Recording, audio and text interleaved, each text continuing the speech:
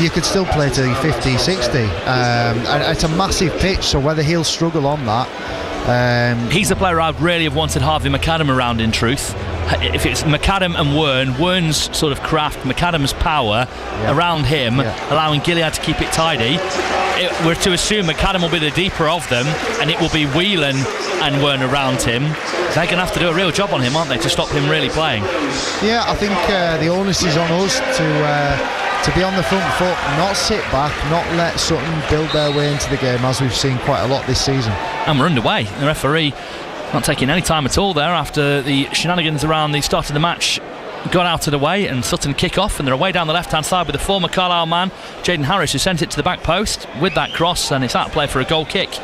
2 more games after this one, game number 44 of the National League season. Carlisle underway, and they've got a goal kick and a chance to just calm their way into the game, attacking the Waterworks end to our left, going from right to left in front of me, James Phillips, and Paul Huntington here on BBC Radio Cumbria Sport. Welcome to any Sutton fans who are with us on the streaming platform DAZN this season. Great to have you with us. Love to know your thoughts on this game as well. 81333 is the text number. Put Cumbria at the start of your message, or you can WhatsApp us 08000 321 333. Again, put Cumbria at the start of your message. Interesting to know what you think. Never lost to Carlisle United, and to be honest, been a bit of a bogey side. Why is that? Ball forwards for Carlisle. Kelly trying to get onto it, won by the defender at the back there, Muller coming out of the back line, and it's a throw into United, which they're taking on the right. In fact, the referee said it was the other way, or was it? I didn't quite see what happened there. Was it a foul throw? I don't know what happened. I just thought he'd headed the ball out. I thought, it looked like a Carlisle throw in to me. But it is a Sutton throw, and they take it, try and break down the left. Comes off Ajiboy, another throw to Sutton down that left hand side with Bessa Topolage, another recent signing. He was on loan at Hartlepool from Bromley, where he played against Carlisle last season, but the tackling there from Whelan out for a throw on halfway again to the visitors Sutton. Topolage then signed before the National League transfer window shut at the end of March, and he's now playing at left back, where he's at the moment ousted Prutty, who we thought was very good down at Sutton earlier in the season.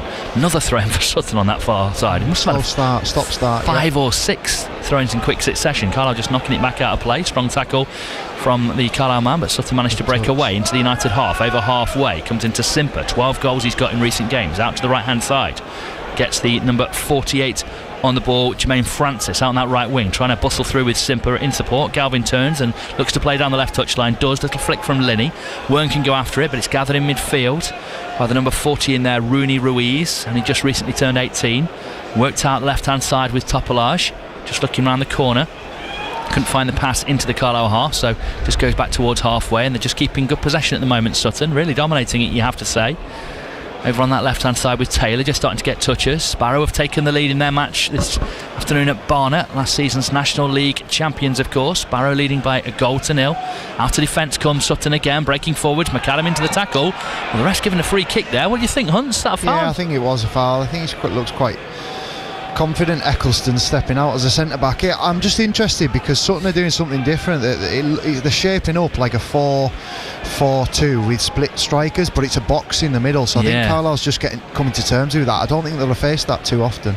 Yeah, it is. It very much looks like that. Simper's in that midfield box, isn't he? And it's Njoku and Francis, sort of the forward come wingers. Carlisle get a free kick as they try and break over halfway with Ellis down that right hand side, and he's fallen a bit funnily on that right shoulder. I'll tell you what, as he's doing that, I bet you Mark Hughes on that bench is thinking, I'm glad I put Davies on the bench as well as Williams there. Yeah, as you mentioned, he obviously didn't want to play Williams more than 10-15 minutes if he can help it, and that's why Davies is on there as well. Down the left, Carlisle come. Linney, I think, trod on the ball there. For me, he was trying to play that back to Galvin, and it stuck under his foot. Yeah. Then Linney, in a little tangle with his man who ran into him after. Linney's unhappy because he felt the man left a little bit on him, and he had a little bit of a lash out. The lino saw it, the fourth official saw it. What's the referee going to say to Regan Linney? Just lashed out a little at Simper because of the way Simper caught him after he played the ball. Interesting one, that. I mean, I think what he did was wrong, but the guy did catch him as he made his pass. Is it not one foul before the other? Yeah, it could have been. I think referee using his head there, he looked at his watch as if to say, look, we're 4 minutes in, I'll let that one go, but just keep you cool. don't need to get involved in something there. But yeah, they're playing with the two sitters in the middle, and they've got two number 10s in the box, and then the two wide players are sort of split strikers. They're not playing with an out-and-out number 9, so something to combat. Yep, something for United to deal with. Thomas passes into the midfield now. McAdam in that deeper role for Carlisle. Manages to send it to the left back. He'll drive forwards here. Galvin feels he's got the pace on his man. He's got an arm over his shoulder. Lays it off to Regan Linney. Steps away from Simper, who had another grab at him there. And another. Looks to pass across the midfield. Cut out in there though by Sutton. And they've got a man peeling off. It's Francis. Got an option to his left. One down the middle and one to his right as well. They'll get it out to Harris on this right hand side. Puts the cross in. Defended behind by McAdam. And it's a corner to Sutton here. We're in the 5th minute.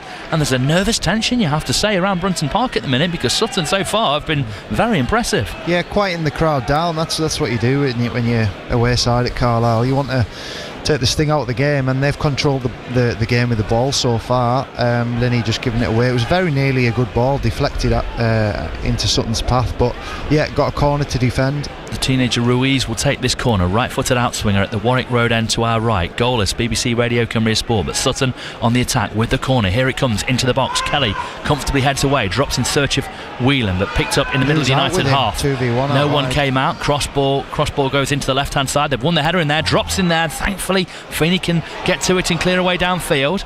Picked up, it's a good touch actually. I thought it was a loose touch. And then Whelan just fouls his man and gives the free kick away when Kelly had won the ball back. Yeah, I'm not sure. No. Kwaku Donker did mean that. He didn't. He got away with one there. Bad one. It was one of those where it was just a soft ankle, wasn't it? And it just managed to flick to the right man. Yeah. For all the wrong reasons. Steps forward to the right back, plays it down the line to Harris in a tangle between two Carlisle men, plays it off one of them. Galvin just about keeps it in play. McAdam gets onto it, feeds off to Thomas, who can go for the, he was thinking for the diagonal ball forward, and he gets a lot of groans around us because it just went straight down the middle. One bounce to Jack Sims in goal for the visitors. Spaces the fullbacks for Carlisle, a bit like the first half last week against Morecambe, that Ellis and Galvin are the ones that can gallop. They'll have space because the strikers are more on the centre backs. I know they're split in between, but that was the ball for Thomas. Oof, dear me, the ball back there from Feeney to Breeze was appalling, and he had to slide tackle it out for a throw-in, did Breeze. Yeah, it wasn't a great pass off Feeney. He's having a go at Breeze, but whether he wasn't happy with the angle he received, but the detail on the pass there needs to be soft to go for Breeze. Lovely pass through there from Taylor. The free kick given. Carlisle feel that they tackled the ball. Morgan Feeney's really unhappy with the ref there, but it's a free kick on the corner of the penalty area. And United a little under the pump here. 77% possession Sutton have had so far. We're just going into the 8th minute, so not that far off the quarter-way point. Yeah, they've started pretty relaxed, as we mentioned earlier, with not a great deal to play for. And we've not got enough pressure on the ball yet. Simper free kick, very deep into the Carlisle penalty area, kept alive in there by Eccleston. They'll pick it up with Harris again on the right hand side. He swirls across into the middle of that box. Carlisle have gone under it with one man. Thomas needs to win the next header and does. Drops on the edge, good tackle from Wern, feeds it right now to Ajiboye against his former club, trying to get it out of his feet and run at Simper. Goes past him, taken down, might just... Yeah, I thought so. Might just be the first yellow card of the afternoon there. I wondered whether it might be too early, but it wasn't. The referee felt Simper nothing but a cynical tackle, foul, and a free kick to United out on the right, and also a yellow card. Sutton's manager just saying, well, it's the same as or similar to what Linney did, and he didn't get booked. But you always felt as soon as you dive in there, Ajiboye's just going to nick it past. So it was a midfielder's tackle. You've got to just delay and back off and slow him up, allow your teammates to get back. As soon as you dive in, you're going to hang your leg, and he's going to nick it past you. Thomas on the ball, middle of the Carlisle half, drifts one out to the right wing, headed away though by Sutton. Carlisle trying to get onto it with Ellis down the right, keeps possession for Carlisle, back into the centre of defence here with Feeney. Thomas is inside him, seemed to pitch up off his ankle, so he has to give it back to Feeney. Look down that right wing, Ellis is in front of him, so to Ajiboye up towards Kelly. Nice take on the edge, lays it off to Ajiboye, drifts past one man there up towards the edge of the penalty area, another lunges in, then the next one's fouled him. Surely it's a free kick. Ajiboye's managed to keep hold of the ball, gives it to Linney, left hand side, drops his shoulder, crashes the ball towards goal. Did the keeper touch it? Don't think so, the ref's given the goal kick. To be honest, he's played the advantage there, but wouldn't a free kick right in the edge of the area have been more advantageous? Yeah, you would think so. I was kind of hoping he was going to give it, but he's let it go. Ajiboye's looking lively. He's only had the ball twice, but been a real threat, and it was good defending off Donker there, because he forced Linney on his left foot and basically said, you can have the left foot, but I'm going to cover most of the goal, and he slid and covered most of it across. Clearance away downfield from the goal kick. Lifted out right hand side by McAdam. It's a bit of a agricultural one, but the left back took a risk cushioning the header back to his goalkeeper, who had to backtrack and change his tack slightly, but did manage to pull it off. Really loose touch. Carlisle picking up with Wern, edge of the area into Kelly. Can't find the angle for the shot. McAdam tries to get the shot away, bottom corner, and Carlisle take the lead in the 10th minute. They just started to assert themselves on Sutton, who played a rash pass across the edge of the penalty area, never quite recovered. Looked like the chance might have gone until McAdam lashed it into the bottom corner for his 6th of the season. Carlisle United lead 1-0 against Sutton in the 10th.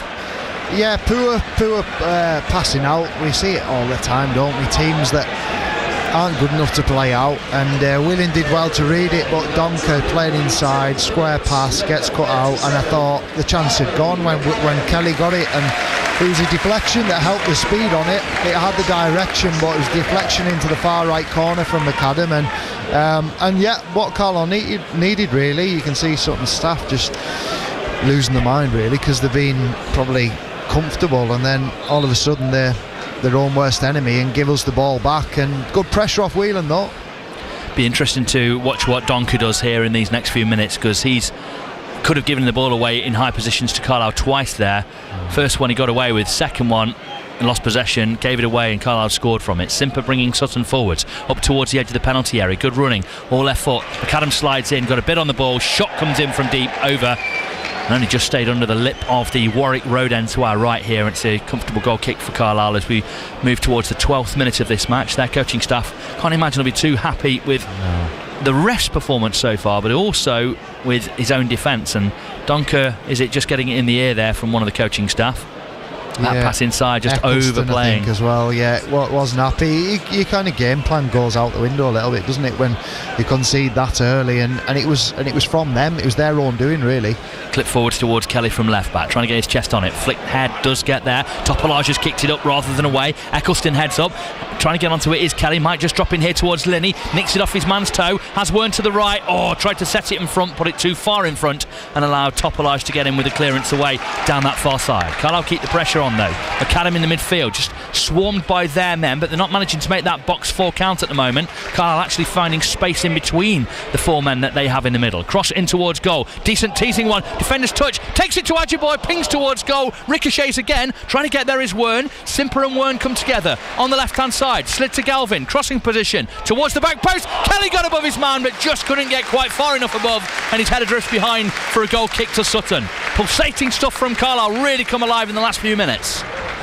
Yeah, better from Carlisle.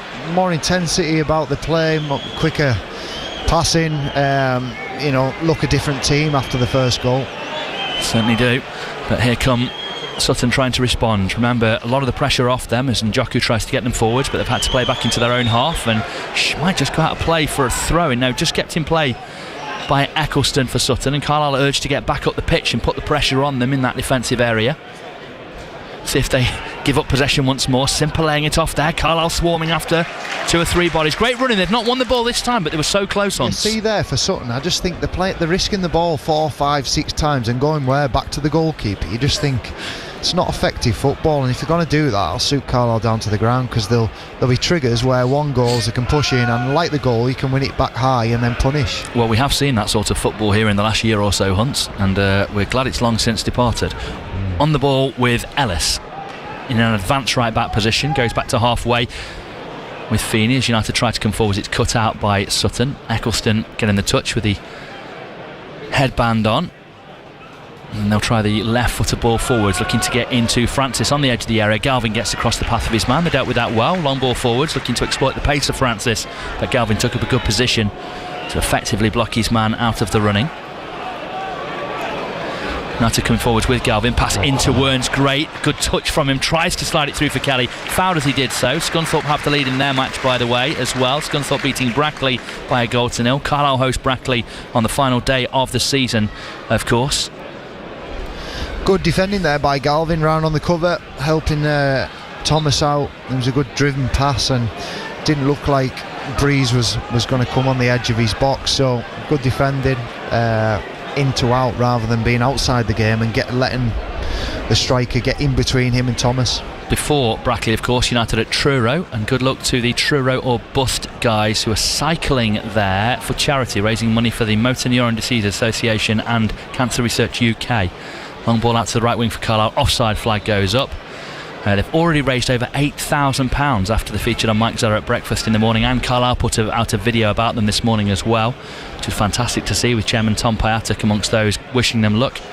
They made it to Kendal just after 11, I think, this morning. That was their first 80-mile ride of 7 on the trot. And then they got a lift up here to watch the game. Lift back tonight. Carlisle's ball's cut out. Carlisle just slightly overplaying there, and then they'll be on with their bike ride. Anyway, good luck. Truro or Bust on Facebook if you want to find them and perhaps donate or just look up what they're up to. Back with Sutton in the middle of their half with the goalkeeper stepping out, sweeping the edge of his penalty area. Muller and Eccleston in front of him, the centre halves. Muller just can play in midfield. It'll pop round the corner to Eccleston. His knee. It's risky to say that they're still in their own half, but they've got it through, and now Donko raiding forwards from right back. Has a man in front of him in Harris. Slightly overhit back heel, but it makes it. Simper on the edge of the area, trying with the side roll pass in towards Njoku. The pass was wide to Topolodge.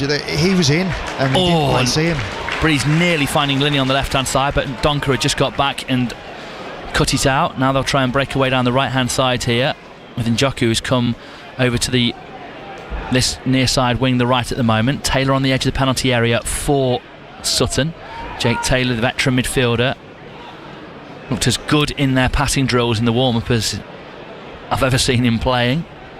Really good player.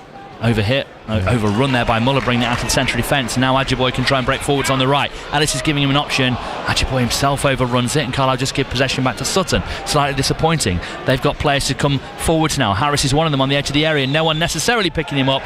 Takes on a shot, shells it into the Warwick Road end. Wasn't a happy time for Jaden Harris here. Couldn't really break into the team despite Carlisle's relegation, and I think really missed the south. A London boy who just couldn't quite adapt to living up here, despite his best efforts moving here as well, not trying to do the long commute, etc. Didn't quite work out for him overall. What was a 3-year deal? Winds up back with Sutton, and he'll have mixed feelings being back here, Hunts. Yeah, it'll feel a little bit strange because he didn't have a great time the first year. The team did, but a good lad. He was quite quiet, and you can kind of see that he struggled at times in terms of missing home and things like that, but no, it didn't quite work, and obviously he's gone on to Sutton, and he's playing a lot more since, and finding his way really. Still only 26 now, still only a boy. Back on the edge of the penalty area with Carlisle, and their goalkeeper Breeze gives it square to Thomas, man closing him down, plays out to Linney, first time flick round the corner. The layoff from Wern is wild. Carlisle get back onto it, thankfully. Whelan picks it up. Now the space is out on that right hand side where Carlisle can try and break forwards here. Adjiboye keeps it in on that right touchline. Ellis goes beyond him. Infield is Whelan. Turns, looks around, steps around one man, lays it off to McAdam. He'll try and pass through and does just about feed it to Galvin on this left-hand side. Short of support because Lenny had gone infield, so goes back to halfway for Carlisle. Have possession in the centre circle. To the right of it now with their captain Morgan Feeney. Looking for a midfielder to hit. None on, so it goes back to Gabe Breeze. He's chased after, so clips away out to that right wing. Adjiboye there. Heads it down the line, came off their man and goes for a throw to Carlisle. Quite fortunate. A glance down the line he was looking for, completely messed it up, did Adjiboye, but onto their man and for a Carlisle throw. Yeah, and he was always winning that Adjiboye, so he felt like if he could get it past the left back, then there's a good chance that we were going to be in down the right hand side, but wasn't to be. Went out for a throw in, but they look a little bit fearful when we go forward, so you just hope that we can make it count when we get into their half and get the second. If you're just joining us, Carlisle are leading 1-0. A goal from Harvey McAdam. The pace taken off that little flicked header there, and the goalkeeper's had to come and volley it away in the D on the edge of the penalty area. Not sure what the defender was trying to do. I think trying to glance it back to the keeper, wasn't he? Just watching him, Muller, I could be wrong on this because I haven't checked, but he looks like a centre mid playing there, 42, and there's been 3 or 4 things that he's just been a bit naive in his movements, or giving the ball away in bad areas, or he feels as though he's going to get a lot of time on the ball. You're not going to get that much time. Yeah, he has played there a few times this season, but he is a centre mid, sort of either being converted or filling in. Yeah, even with the little sort of lacking in height really, and usually centre back you see a bit more dominant size, and he looks like he's more of a ball player than an out-and-out defender. Yeah, he's filling in there, and he's only quite young. Well, he's 24 actually. He's not a kid, is he? There's a couple of them are teenagers in their starting lineup, and a few more on the bench as well. And lauded in the National League press in the last few weeks for how they are bringing through young players, and they've eased themselves away from that threat of relegation for the most part. But behind here at Carlisle United, Linney get it on the left wing. Linney just keeping it tight, trying to find his way past Donker. Goes into the area, outside of the right foot, goalkeeper saves with his foot. Simper brings it down on the edge of the area. Whelan looking to nick it off him. Runs over towards the corner flag. He might just give it back here to Whelan, who just couldn't commit to the tackle. Just seemed to dangle a leg at it as the defender cleared. Thomas steps in with his strength, brings it away, goes past one, then another, still going, slips it inside. It's a fantastic run from Tyrell Thomas. Linney tries to send the ball in. Actually really easily cleared away by Sutton, that one in the end. Ajiboye controls just about, dragged down as he looked to get on the ball. Free kick to Carlisle, middle of their half, just to the right of centre. Yeah, we look a threat every time we go forward, James. I think either side, when we switch the ball, we look a threat, and Linney's got the beating of Donker and outside, or he's stopping the inside one because he knows he's right-footed, but beat him down the line there, and we look a threat every time we go forward.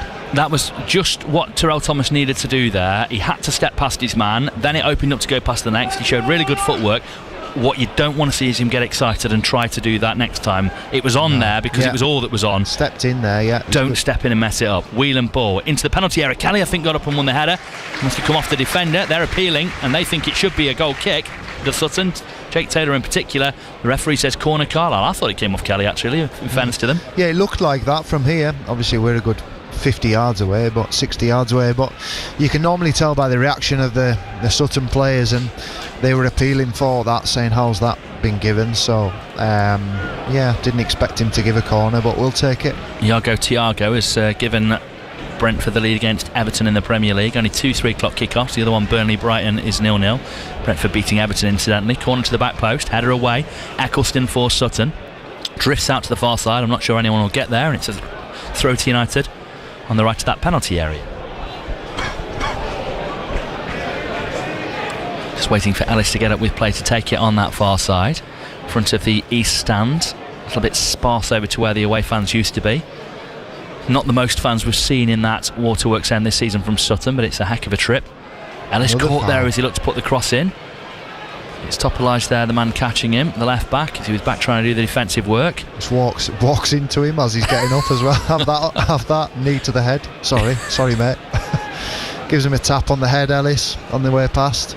Obviously accidental, but I think so anyway. Is that like the old try and help the player up and look like you're being nice, but then pinch them under the armpit? Just give him a nudge on the way past. Sorry mate, didn't mean to catch you there.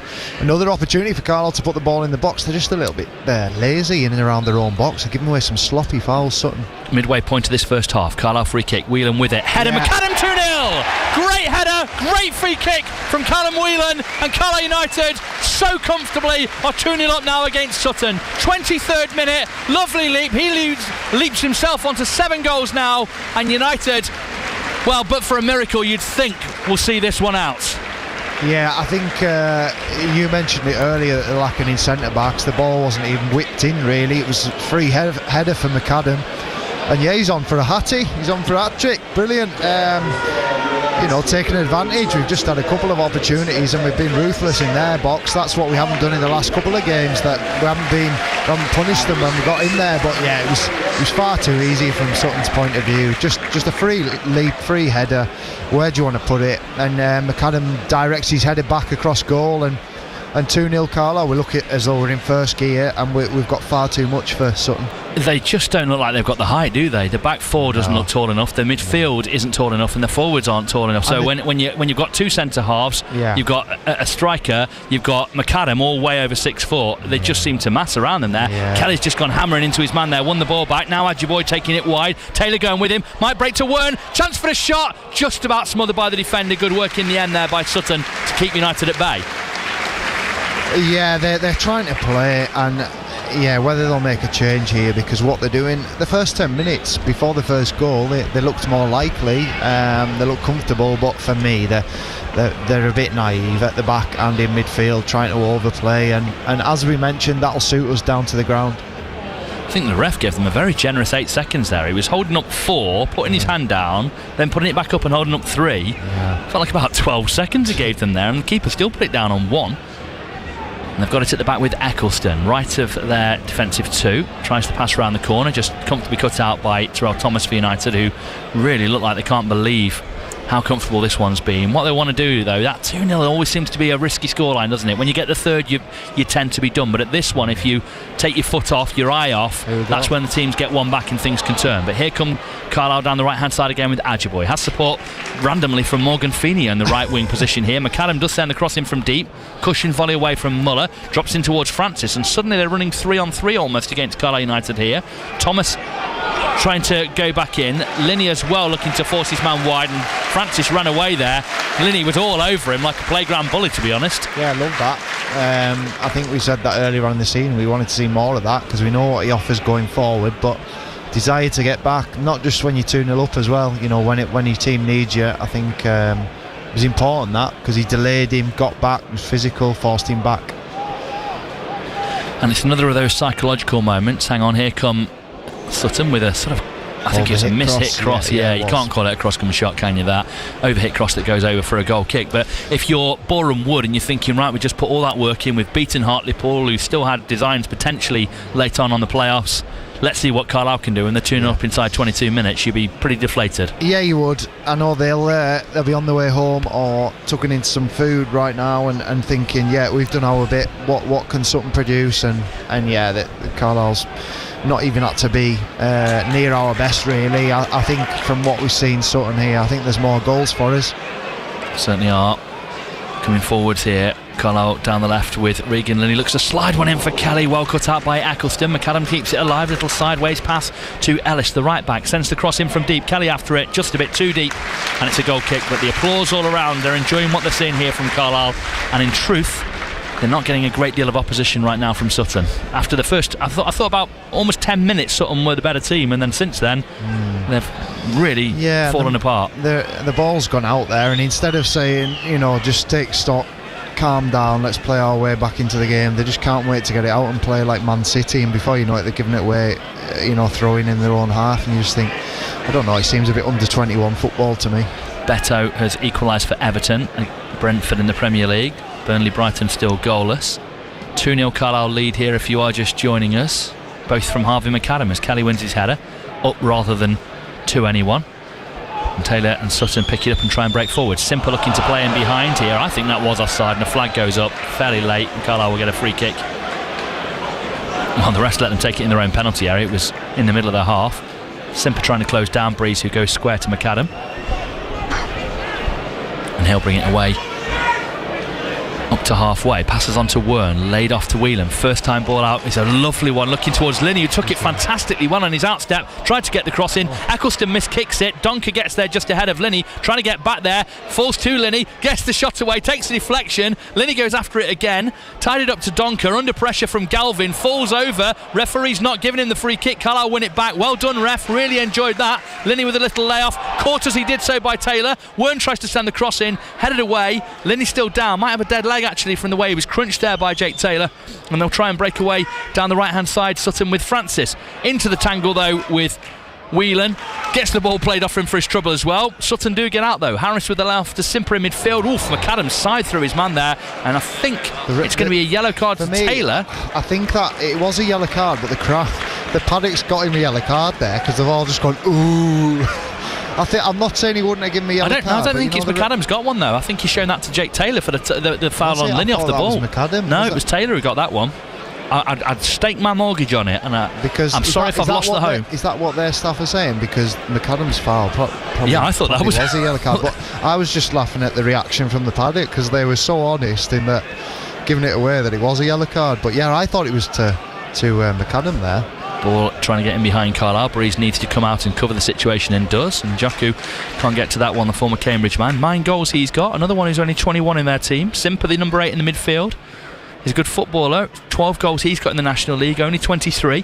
Kelly's gone and won it off their back line again. That was too easy. Whelan steps away from one man, has Galvin to his left, puts it in front of him. Further forwards is Linney, clips it towards Kelly at the back post, went down there, just couldn't stretch enough. Good ball in that from Galvin, and a little bit of applause there from Linney, who ran out wide and probably will have wanted the ball, but Galvin saw the angle to try and get the cross through, and it was close. Good shape cross. It's like crossing and shooting practice, isn't it? Rinse, repeat, get the ball, get it wide, touch out your feet, put it in. Kelly's got to be licking his lips, and Muller, the centre back, I think you've seen in the first half an hour, 29-30 minutes, that he's pulled on him every time, and they had 4-5v1 there at the back, and Kelly still came out with the ball when it got played forward. Wheen and flick to Worm was nice, worked really well. Those two are working well together in that midfield along with McAdam. Linney just delayed a tiny bit too much there, and he might get onto this ball. Brave header out from Eccleston. McAdam just shoves Harris off the ball there, the former United man. Jaden Harris not savvy enough, and McAdam was.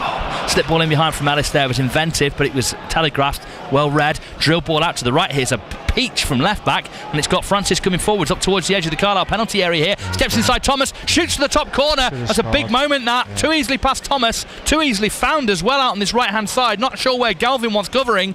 Thomas ushered him wide enough, but it was done, and if that had been on target, that would have been 2-1. Yeah, should score, beats Thomas, should show him line onto his right foot, show him the angle, gets a bit square on, doesn't move his feet, he drifts inside him. He did well to work the chance, but yeah, the execution ends up in the Warwick Road end, and got away with one there. Just got to stay concentrated. Clean sheet's key today, because against Morecamne we switch off and we get punished, and that was another moment where we did there. Just seeing some of what is good about Sutton there. Francis, did everything but the shot well, but the ball from Topolage at left back across to him when he saw a bit of space really pinged the pass. It was a nice bit of football suddenly from Sutton, reminding us that they are here and that they do have some threat. Comes to Linney on this left touchline, little reverse ball in towards Wern. Can he get there ahead of Eccleston? No. Good presence of mind from the teenage defender. Picks out the man at the other end of the spectrum in Taylor, and they've got a free kick because he's thrown himself down. And again, they're appealing for a yellow card here because Linney's fouled. I think because they've had a couple of bookings, Sutton feel that every foul should be a booking. Yeah, I think they were miffed that Taylor got booked rather than McAdam, when it both probably should have went in there. Thomas winning his header manfully over Francis there. McAdam's just got to be aware of Njoku closing in behind him. Likewise, Ajiboy, who had Topolage right up his backside, but manages to roll off him, give it to Ellis on the right, get it back from him up towards the edge of the Sutton box. Carlisle coming forwards here, trying to find the angle for a cross, checks back onto his left foot, passes down the line to McAdam, central midfielder. They've come a square to centre half Thomas, middle of the Sutton half for Carlisle, up to the edge of the area. Carlisle will work again, trying to open up angles. Ajiboy sends the cross in. Kelly just a smidge too high for him, and the goalkeeper came out and gathered at full stretch. They don't mark in the box. For me, it's a matter of time before Kelly gets on the end of one of them crosses. It was a decent ball in by Ellis, slightly behind Kelly, but yeah, Muller doesn't mark. He marks space, and you can tell he's not a natural centre back, and we look like we caused them problems when we were attacking in our final third. Yeah, not one man in their back four's 25, 24, 24, 21, 18. The goalkeeper, the older statesman, at 27. Taylor gets the ball. McAdam very tight to him, just couldn't poke the ball through his legs. Cleared away down the line by Eccleston. Don't foul. Thomas he's gone and decided he wanted to win it high up there, and he's got bailed out by Ellis in truth. Not got to win that, got to respect the ball and just be behind it. Thankfully Carlisle managed to keep a line and keep them away, but Topolage, he's breaking forwards. Look at Ajiboy getting back, trying to stop his run, and in the end he took on a very ambitious shot, and there were two men in there for Sutton, and once again a better team would definitely have punished Carlisle more there than Sutton did. Yeah, Thomas in front of the dugout trying to win the ball, nick in front, just got to stay behind, keep him going back the way, don't need to fight him, try and win it, because then you get rolled like he did there. And Ajiboy, he doesn't want to be having to do 60-yard lung bursters back, and he managed to put a bit of pressure on, but final product there from Topolage, it was obviously overhit, but yeah, a better team would punish you, a little bit like Francis's chance 5-10 minutes ago, as you say, James. Yeah, it just didn't. It's almost like he wanted to continue to show Francis that he was more than a man for him, sort of thing there, wasn't it? Trying to win a ball that was 70-30 for Francis. Doesn't need to win that. And in doing so, he got rolled. They're just the little things with concentration. Now he's got to be aware of him on his right shoulder here, in case Feeney's man gets like around that, him. Just respect the ball there. He can win it. If he can win it, great. If not, force him back the way, like Feeney did. Whelan turning very sharply. Want to make sure he can turn sharply to look forwards as well. Just turned out of trouble there and went backwards. Galvin works it to Linney, tries to swirl around the corner ball. Kelly looking to get onto it. Is he offside? It drifts away through to the goalkeeper anyway. Has to put the brakes on to stop bundling out of the penalty area. Gives it into the teenage anchoring midfielder Ruiz. Little pop round the corner, some neat play. Simper trying to pick out, and Joku, him and Feeney lunged in, and it's a really good tackle from Ellis. What a thunderous tackle that is on Harris. Simper appealing for a foul there. The referee right on top of it, not giving it. The Carlisle fans booing. Not necessarily booing Harris, I don't think, who's down. He might have been hurt by it. Maybe just the sort of the attitude there, in particular Simper trying to appeal for things that the ref's right there. Appealing, I think that's what it was aimed at. It was a solid tackle, a couple of solid tackles. I don't think it was a foul. Yeah, I thought both Feeney and their man lunged in for the first one, and it was a really nothing ventured, nothing gained from the two of them. Down the right hand side, Warren pops up in a bit of space, trying to get through to Kelly, being hold, drift towards the back post. Donker's missed, kicked at it. Linney's right there, given to him by Galvin. Couldn't sort his feet quite quickly enough. Gets to the return ball, tried to pass it for the bottom corner and catch out the goalkeeper.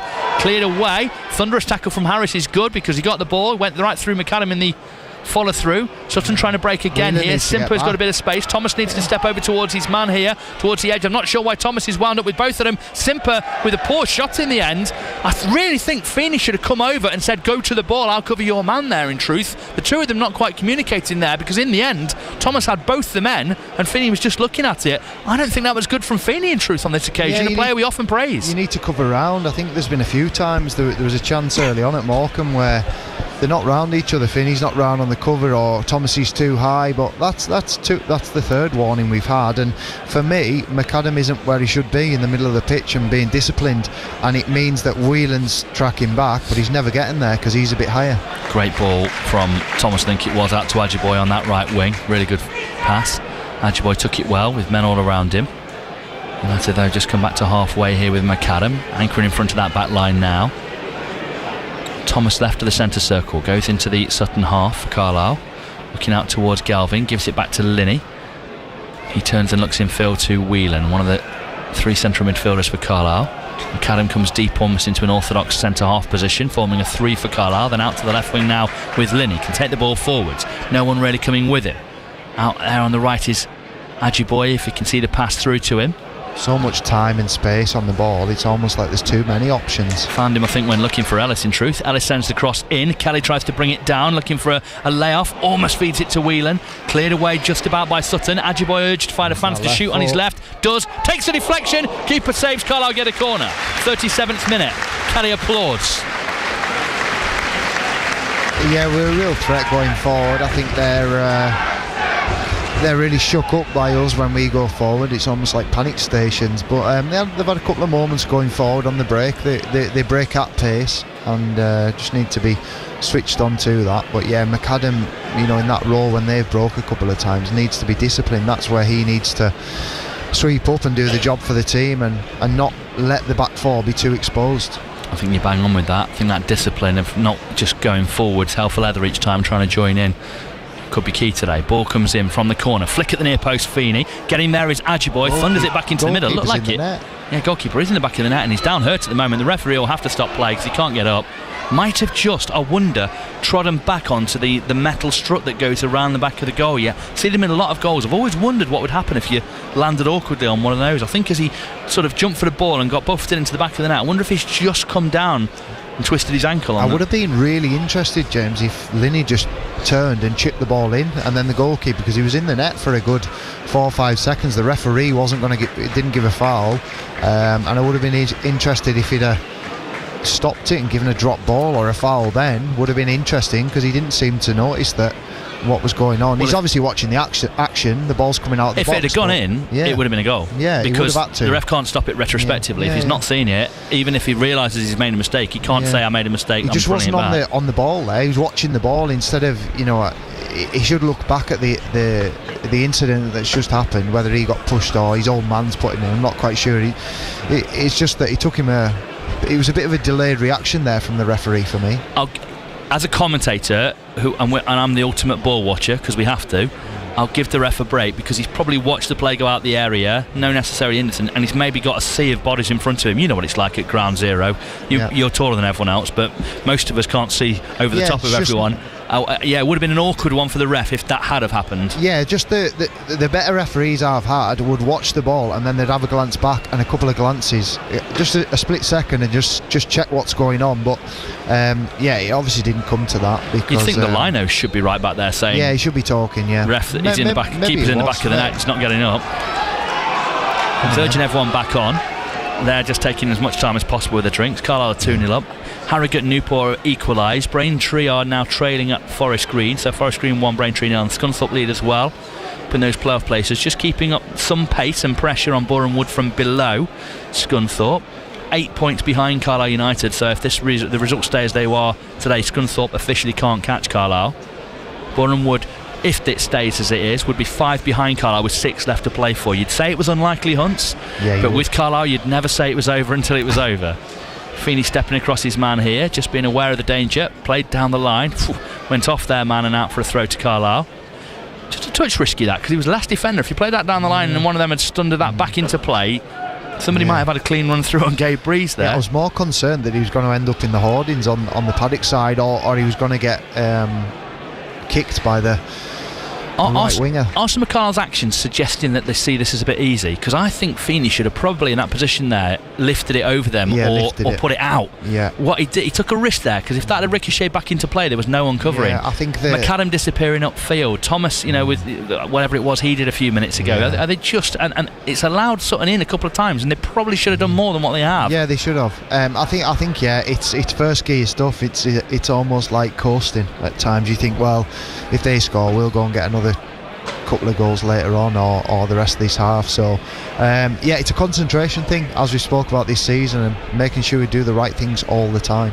There's no doubt Sutton look a bit ropey in defence and midfield, but they do have a manner of breaking about them that has already got in behind Carlisle that is dangerous and could catch United out if they take them too lightly. Linney on the left though as Carlisle come forward. McAdam just stayed a bit deeper. Fed ball into Galvin. Angle tightening. Back of the net. It's not going to be a problem now.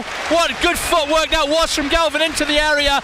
Jake Taylor knew he couldn't touch him, or it'd have been a penalty and probable red card. He let him past him. The ball in was lovely. His feet were great, and he just hit it so hard at the goalkeeper he almost fell out the way of it into the back of the net. 41st minute. Carlisle 3-0 up, and suddenly he can stop worrying about the threat of Sutton. Yeah, a good goal, but again, far too easy. Linney with another assist, to be fair to him. He's adding that to his tally, and good to see that combination between him and Galvin, building up that relationship, because it's not always been free flowing. Sometimes they have words and they've not been on the same wavelength, but give and go there, and a good finish by Galvin, right above the keeper's head, and he couldn't react to it, and we could get a few more here, which will help with the goal difference as well. Yeah, it certainly will. Unfortunately for Sutton, I feel that they're here for the taking today. It was a very different game down at theirs early in the season. United's first defeat of the season there. Prutty was excellent in that one. Ashley Naddison should have scored one as well. Ogbonna with that sort of lift over after a defensive mistake at the back. I think it was Terrell Thomas. Very different game. Carlisle only got a late goal back from Georgie Kelly as a sort of a consolation really in that one. They seemed well short of Sutton on that day, which was a surprise coming after, I think it was 5 unbeaten before that, maybe even 6 unbeaten. Today it feels that United are just showing a bit of their authority here. Yeah, got far too much for Sutton. I think if they've got, I know Naddison would normally play, but ball played down the right there. Francis just feeling he was being fouled by Whelan there. Probably was a foul, he knows what he's doing. It's not just a body check, is it? He's got his both arms round him, and he was going to get to the ball.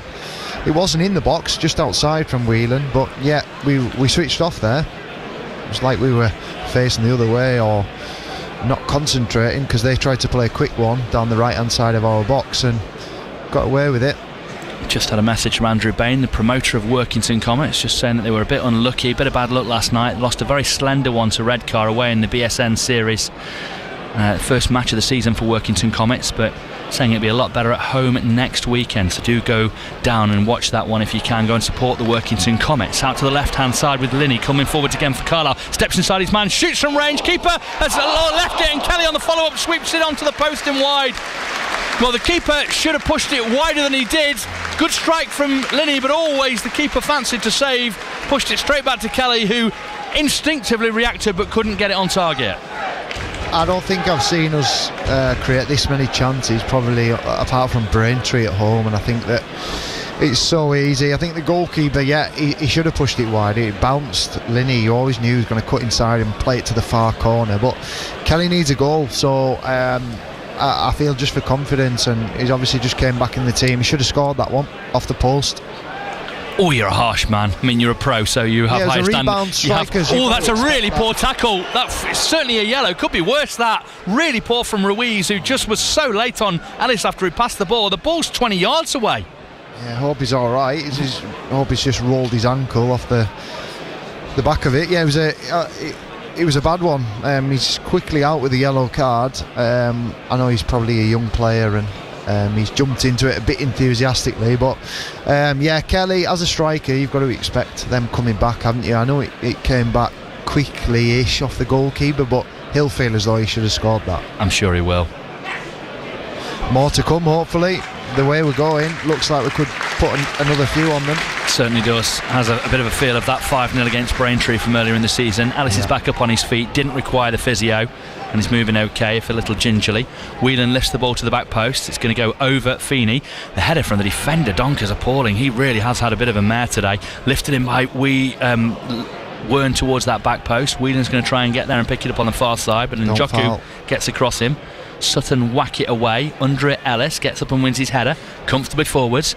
Fell kindly for the centre half, and who controlled very well actually. Muller sends it out left hand side. That is the 45 up. 3 minutes time added on. Carlisle leading 3-0. Sutton up to halfway. 3 or 4 phases of passing completed.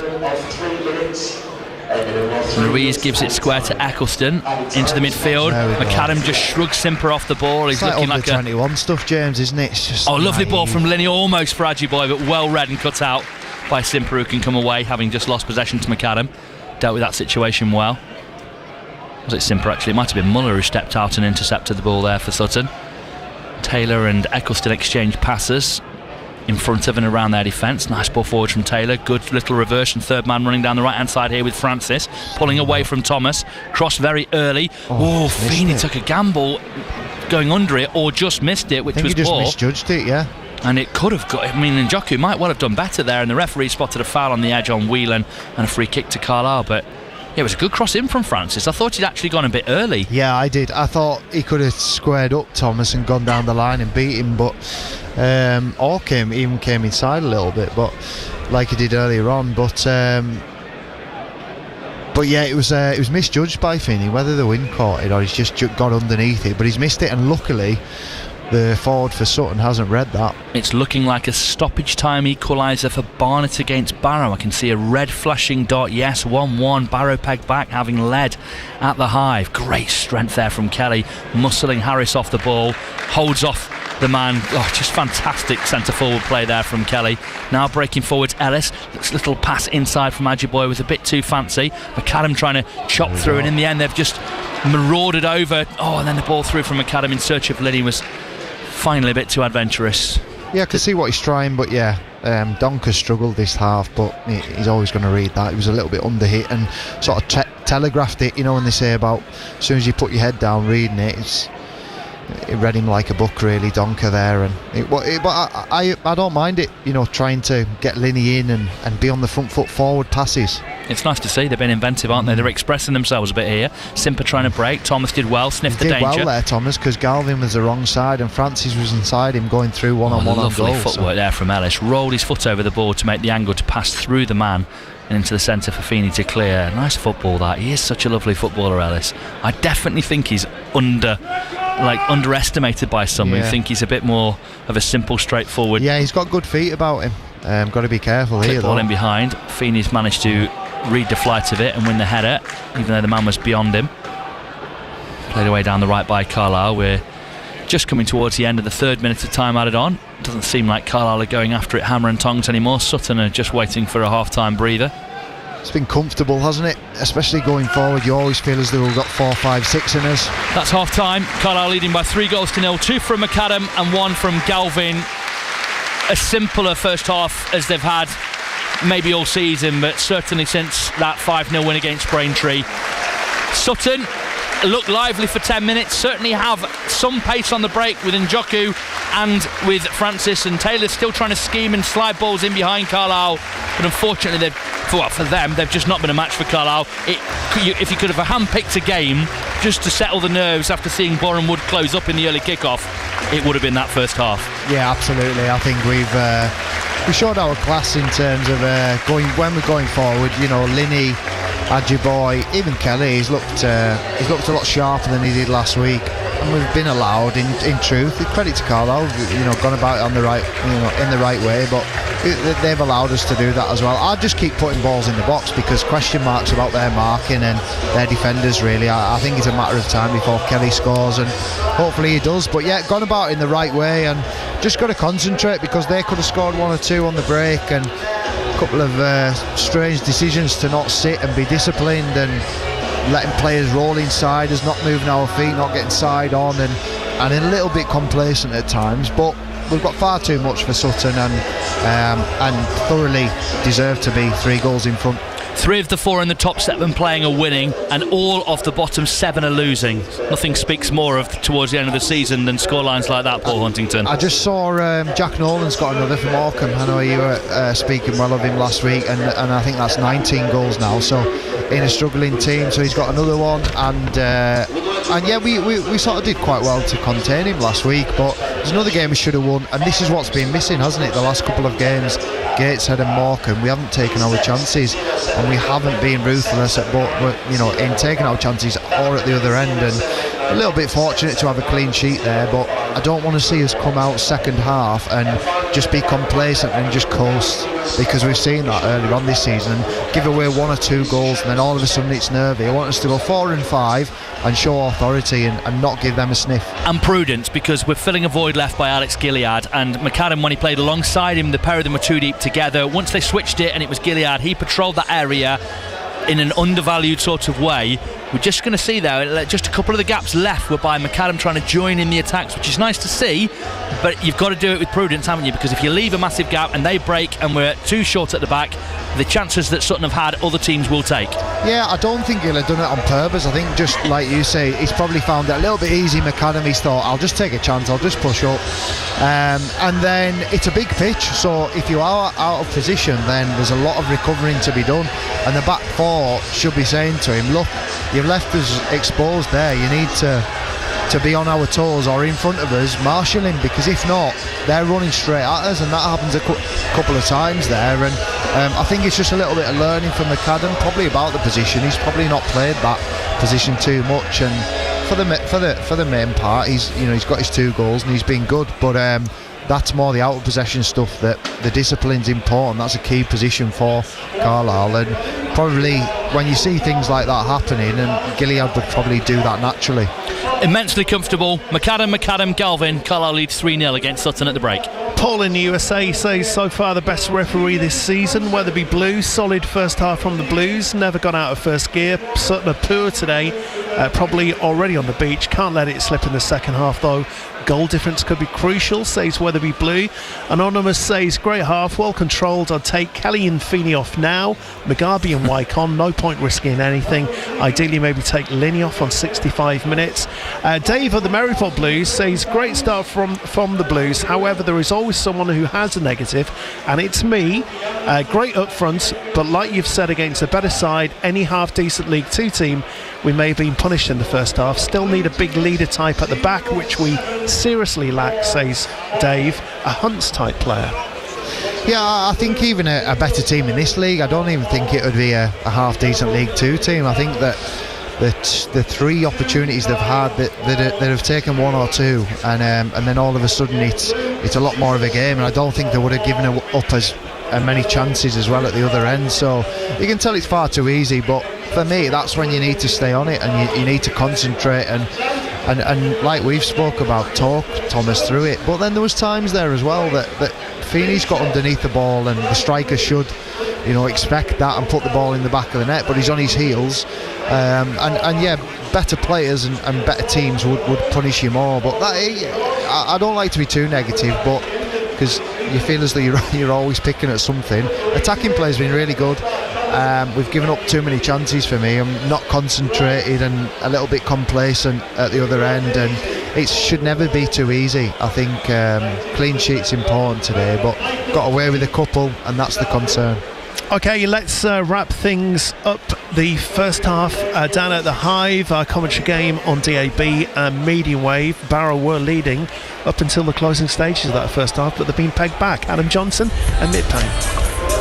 Yeah, half-time here at the Hive, and we are level 1-1 the scoreline. Barrow opening the scoring in just the 3rd minute of the game. Josh Gordon taking advantage of some slack defending from Adam Senior. He stole it away from him, knocked it into the path of Danny Rose, who returned the ball straight back to Josh Gordon, who let fly from the edge of the penalty area to put it beyond the reach of the goalkeeper Kieran Slicker to give Barrow a 1-goal lead. Barnet rallied around, started asking questions. The wide players in terms of Chinadu on the left and Idris Kanu on the right very much getting on top of Barrow at times, and they were defending valiantly. A little bit of luck shone in their way as well, a couple of missed opportunities from Barnet. They were then given a big opportunity to double their advantage. Josh Gordon put in on the right hand side, 1-on-1 with the goalkeeper Kieran Slicker. The goal very much gaping. Unfortunately, Josh Gordon pulled the chance wide and it remained 1-0. Unfortunately, right at the end of the half, the one time that Barrow didn't stand up to the cross, they were punished. Idris Kanu on the right got away from Tom Barkhazen, delivered the ball into the box, bounced around in the penalty area before eventually Mark Shelton got the shot away, took a heavy deflection to take it away from Will Stanway to give Barnet an equaliser right on the stroke of half-time here at the Hive.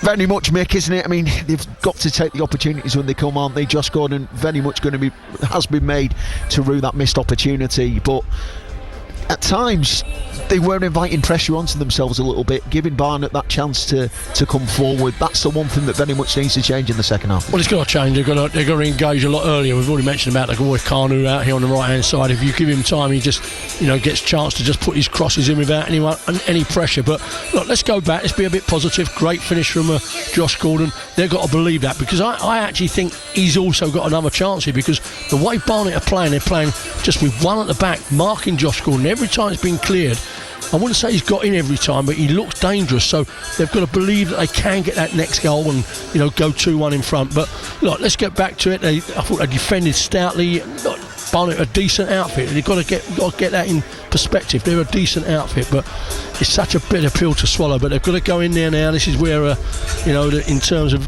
Sam Foley's got to get his troops rallied again, because they've shown good character, but they've got to go again, and it becomes a 45-minute game, Adam. Yeah, the biggest disappointment is that at present all the results are very much falling weighted into the favour of Barrow. If they could find a winner in the second half, it'll be a massive boost for their hopes of League 2 survival. At the minute though, we're level at the break. It's Barnet 1, Barrow 1.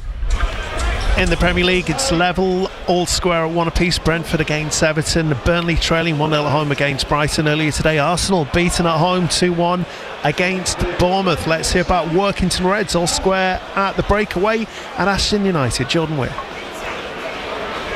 Yeah, half time here at Hurst Cross, Paul, and as you mentioned, it is still goalless. Ashton United 0, Workington 0, but it's been a really open flowing game between both sides. Reds had the best of the early chances, having in the first chance in the opening 45 seconds a passing move around the middle of midfield between the sort of Workington 3 or 4 midfielders. Then Dan Hopper found the diagonal ball to Josh Galloway. Galloway took the one touch with his right foot, taking the opportunity but taking it over the bar. He was then the attempted provider was Josh Galloway. As he put the ball across the area, it sort of rolled across the line just in front of the goal line. There was no one really attacking that could put the ball in the back of the net. Went round for the corner. That corner came in and was later cleared. Later went wide following an effort from Jordan Little. Reds did have a penalty shout in the 12th minute. Ball came long from Alex Mitchell following a free kick. It was chested down by Matty Timon, and Dan Hopper was brought down in the area. Referee wasn't really interested in it. There wasn't too many shouts from anyone in the green of Workington as well. The first opportunity for the home side came around the quarter-hour mark. A nice little flick from the midfielder Sean Newton following a corner. That backheel flick did just go over the bar. And then Josh Galloway was on a winding run around about the 20th minute, went into the area, fantastic run from the winger, and his shot was blocked and went behind for the corner, which was later cleared. An opportunity for the home side just before the half-time break as Jason Gilchrist, the substitute, come on around about the half-hour mark. He got the ball just stuck in his feet. We shouted from, well, there was shouts here from of offside, and whether he could have been caught offside. The linesman's flag stayed down on the far side. Just got these ball stuck in amongst his feet, and Alex Mitchell just come and grabbed it. It's a really open half here and really interesting 45 minutes. All the results going in the way of Workington at the moment. There's draws for Hyde, Stockbridge are down 2-1, Stockton and Rushall are 2-2, and Morpeth down 2-0 as well. Currently means, as it stands, Workington will have a 2-point gap if results stay the same, with 2 games to go from survival. Half time here at Hurst Cross, Arsenal United 0, Workington 0. In League 2 at the break, it's Accrington 0, Fleetwood 1, Barnet 1, Barrow 1 as we've heard. Cambridge 3-0 up against Notts County but down to 10. Chesterfield lead Tranmere by a goal to 0. Grimsby 1, Crewe 0. Newport 1, Harrogate 1, that game at the bottom of the table. Salford 0-0 with Gillingham. Shrewsbury lead Oldham by a goal to 0, and it's Walsall 0, Cheltenham 0. In Northern Premier, Carlisle City 1, Gisborough 2, Penrith 1, Borough Rangers 1, and Wickham 0, Kendal 1. Bailey Kenny with the goal. There's been 4 goals in the first half at Holt House. Northwest Counties, Colne against playoff chasing Holker Boys. Gary Woodworth. Yeah, 2-2 at the break, although the Stags didn't look like a side that still believed they could make the playoffs for much of that first half. They went behind inside 5 minutes. Jack Foster through the heart of the Stags defence. First shot saved by the legs of Bailey, made no mistake with the follow-up. The home side dominant in the early stages. It changed a little bit when Foster was substituted, presumably through an injury midway through the first half, and Holker came back into it. First of all, from a free kick right on the edge of the box, Jamie Hodgson blasted and forced a decent save from Turner in the home goal, and then 2 goals in 3 minutes put Holker ahead momentarily. Jamie Hodgson from a disputed free kick out wide on the left hand side, in off the far post for 1-1, and then 3 minutes later to Farrell Foster cutting in from the left, maybe took a deflection, 2-1 to the Stags. But within 60 seconds Colne were back all square. Luke Stowe the space opened up in front of him, took the shot on, he was the man over, and he made it 2 apiece, and a double chance for Wigan just before half time to put Colne ahead at 3-2, but it didn't take either one of them. So all square at half time, a scoreline that doesn't really help either side. It's Colne 2, Holker Old Boys 2. In the National League, Aldershot 0, Gateshead 1, Altrincham 1, Eastleigh 0, Boston 1, Truro 0, Forest Green lead Braintree 1-0, Scunthorpe lead Brackley 1-0, it's Southend 0, Solihull 0, Woking 2, Morecambe 1, Yeovil 0, FC Halifax 0. Let's hear about our rugby union. Relegated Penrith, final game of the season against Cleckheaton. They lead in early on in the second half. John Gibson is at Winters Park. Yes, indeed they do. I'd like to say Penrith are making hay while the sun shone, but we've had no sun and we've had plenty of rain, but they are making hay. They were 7-0 up inside 2 minutes. By the time we got to 35 minutes, they'd scored 8 tries with 2 conversions to make it 44-0. And then just on the half-time whistle, Cleckheaton for the first time in the first 40 minutes managed to get into the Penrith danger zone, and they scored under the post. The kicker, I couldn't believe, missed it. And at half-time it was 44-5 to the home side. They then scored 8 minutes into the second half, Jay Ross's second try of the match, and Cleckheaton then came back with a try and a conversion of their own. So at the moment, Paul, we've got a scoreline of Penrith 49, Cleckheaton 12. We've had 18 minutes of the second half, and while people may think, well, where's this Penrith performance been all season, unfortunately they haven't played many sides that are as poor as Cleckheaton, with all due respect to them. 21 minutes to go in the second half, and it's Penrith 49, Cleckheaton 12. The sound of local football. Carlisle and Barrow. Exclusively live. BBC Radio Cumbria Sport. Thanks to John Gibson, keeping his eyes on the rugby union. We are not too far off getting underway. Both teams back out. United have been out for a little while. No changes for them. Doesn't look like there'll be any changes as well, as far as I can see, for the visitors Sutton, which is a bit of a surprise. Just watching the final 2 straddlers coming out, the goalkeeper and midfielder, Simper and Sims. No changes, Paul Huntington. Don't know whether he wants to see more from them or whether there isn't much more on the bench. As in Sutton, I'm guessing. Oh, Sutton, yeah, I don't think he's basically saying you've got 15 minutes and then I'll make changes, or want to see a reaction, or as you say, maybe he's not that confident. It's quite a young bench, or one's a goalkeeper, one's a centre-back, not sure about Ogbonna, but he's got one striker on there, but yeah, perhaps sending a message that doesn't have that much to change it. We shall see. The two sets of players are back out. The referee has the whistle to the lips, and we are underway in the second half then. 2.5 games of football left in the National League season for Carlisle before their playoff campaign starts. If they get this result right and a win next weekend, they'll be into a playoff semi-final against the winner of 5th versus 6th in the eliminators. We need to see this game out, which does seem very doable at 3-0 up from the first half. 2 McAdam goals and 1 from Galvin just before the interval. And they've got to go to Truro, and it's funny. Thomas has stretched for the ball and let it run under his foot right at the start of the second half. There's only one man in the middle. There's one on the edge as well. Cut back in search of Harris, who gets there. Ellis came across from right back and blocked it away. Almost complacency in commentary saying that this one you'd think is just about done at 3-0, but the ball down the line, you've got to put that out or get something on it. You cannot let it go past you when swinging a leg at it and go to a man clean through there. Terrell Thomas. Yeah, sloppy. Not concentrating, not in the right place, so he's always stretching. How many times do we say not concentrating though? Corner, swerved in towards the back post, thankfully too deep over everyone. I mean, if that had cut back straight to Harris and he'd have lashed that home and it's 3-1, I'd still expect Carlisle to go on and win, but it would just feel so unnecessary. It's been a few of them today. That's the concern. That it's like we don't expect a. It was like Thomas didn't expect the long ball down the side there. Gets caught by surprise, and then all of a sudden he's stretching. He's having to sprint when really he should be over that side, covering that channel, so he doesn't have to overexert himself. Good ball out of defence from him though, from the Carlisle short goal kick. Gets it back in the end from Galvin and can try and rake one out to the right wing here for Ajiboye. Finds him. Ajiboye takes it on his outstep delightfully there and then just shuttles down the line, gives it to Feeney. Lovely take, enjoying himself here against his former employer Sutton. Drifted ball out to the left. Sure, that was the best work of Morgan Feeney's afternoon. Galvin's got a man all over him, and that should and will be a free kick. They were looking at each other, Galvin and Thomas. Lucky that Francis fouled him because he was facing his own goal and looking like he was going to get there. There was no authority or communication there between the two. 8 shots, 6 on target for Carlisle in the first half. 5 shots, none on target for Sutton. Tells a bit of a tale of this game as Muller wins the header away from Kelly on halfway. Feeney steps in and clears back towards halfway. Sutton return it to the Carlisle half. Drops to Galvin. First touch is a bit loose, but manages to lay it off to Whelan, but he's just shrugged off the ball there in that midfield. That's one of the things I talked about. Far too easy for Harris. Just strength against strength, a mismatch. Topolage though with a poor touch down the line, and Carlisle pass it neatly around him.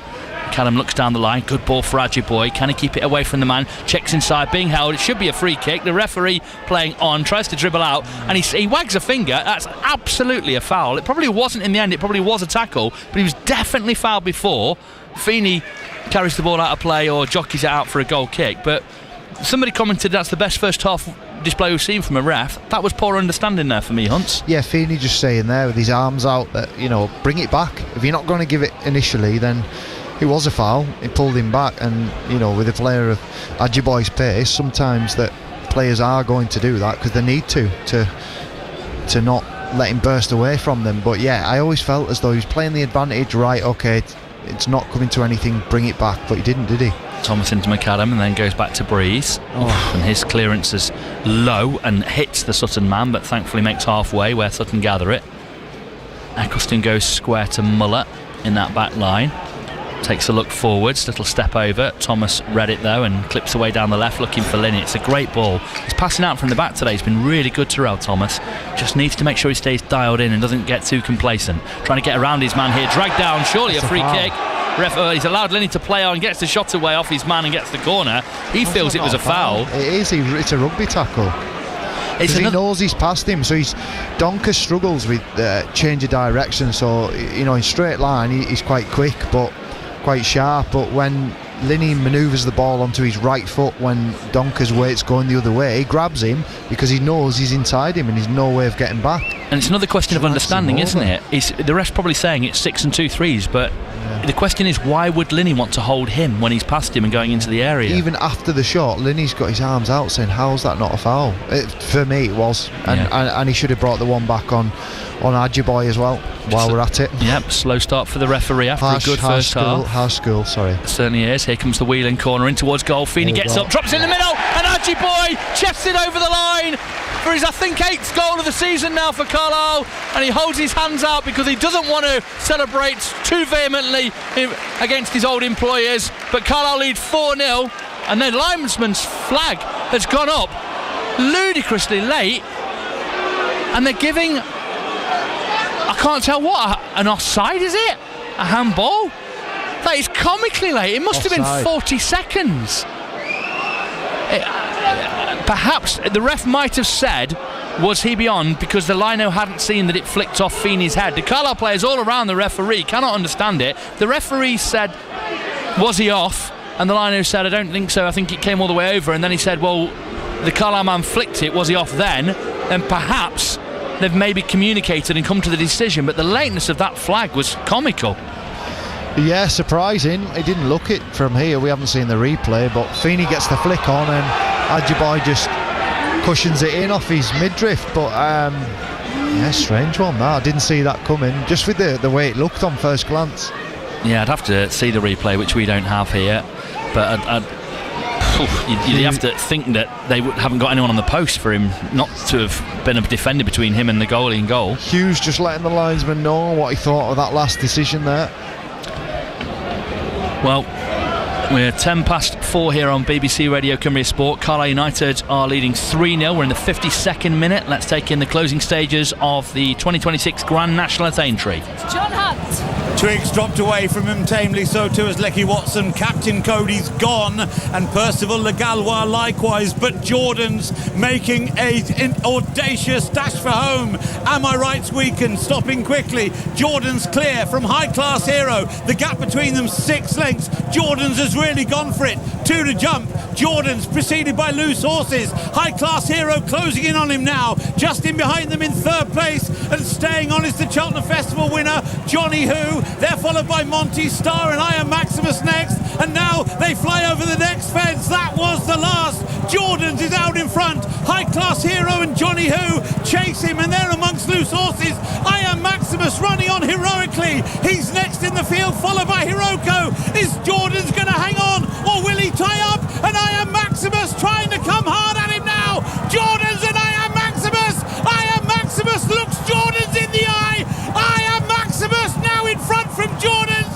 Hiroko flying home late in the day, but it's a famous win for I Am Maximus, who becomes the first horse since Red Rum to regain the Grand National. What a performance! Hiroko was next, followed then by Johnny Who. Jordan's weakened, and they in turn were followed home by Favori de Chamdou. Watching the stragglers, they include Spanish. There you go, that was the National. I Am Maximus winning, Iropo second, Jordan's third. Carlisle attacking, corner, Whelan in towards goal, header away, forced to Linney, edge of the penalty area for Carlisle, who still leads 3-0. Whelan on the right, in towards goal it goes, headed away, Taylor at the back there for Sutton once more. Drops on the right hand side and out of play for a throw-in to Carlisle United once more. Sutton just holding on a bit. Carlisle have had the ball in the back of the net for a 4th here, which was, I don't know if it's controversial or not. I'd have to hear from them. Maybe Mark Hughes will tell us later why it was ruled out, but it was ruled out for offside. Ellis sends the ball in towards goal, right down the goalkeeper's throat, and he gathers comfortably, and we stay at 3-0 in the 54th minute. Did we miss anything, Paul Huntington, while we were hearing about the nags there? Not a great deal, just that Paul next to us didn't win. You got 4th? Is that a payout? He normally reserves beating the desk like that for when West Ham are playing, doesn't he? I wonder what he beat last night as West Ham won. Must have been delighted. I'll leave that to your imagination. Ball away down the left hand side for Carlisle as they look to break out after a bit of Sutton pressure. Thomas on it, middle of United's half, goes back to Gabe Breeze, the right decision. Breeze clears away downfield. Kelly should be able to flick. No, Eccleston got up and won it well over him. On halfway, McAdam carries the ball forwards. Wern probably needs to just sit in because McAdam's gone on, slid down the left, finds Ajiboye, tries to take the shot on from way out, looking to get a goal here against his former side, but it's over the bar for a goal kick to the visitors. Barnet lead Barrow 2-1. It was all going so well for the Bluebirds, but now they trail and they're back to the foot of the table and back to 2 points adrift. That game in hand on Tuesday night looking absolutely paramount for them now, and if Newport took the lead, all of a sudden they'd be 4 adrift. Newport this afternoon in action against Harrogate as well. It's a right ding-dong at the foot of League 2 as Ellis intercepts the ball. Can't stop Taylor getting it back though for Sutton, and he plays it up down the line. Feeney had to win his header and didn't win the second though. Needs to get in there at Whelan, and he hacks it away towards Linney on halfway. Lovely touch, takes him away from his man, and he comes inside another one. Taylor always going to win that back, and he did make sure he left his stud up a bit there, didn't he, Taylor? Just kept his teeth bared. Ashton have taken the lead against Workington in that fight for survival in NPL Premier as well. We'll keep you posted on that one with Jordan later as United come forwards down the left with Galvin into the middle. Kelly stretching for it, puts it over the bar, and he falls back in a sort of a star shape on the floor in frustration. Beats the ground with his right hand, not his strap left. Slid in at full stretch, got what he could onto it, but put it over. Yeah, that's what he spoke about earlier on in the season after the Boreham Wood game, that he's not quite sure when the crosses are coming in. Well, that one was brilliant from Galvin. He needs to be on his bike and get on the end of that. He'll be frustrated because that's his second really good chance of the day, including the one that struck the post in the first half. Cunson does what he should and wins the ball off his man. Oh, that was a poor tackle from Harris, right onto the shin there as he came and won the ball. I'm surprised the ref, Whelan, really adamant that should have been a free kick.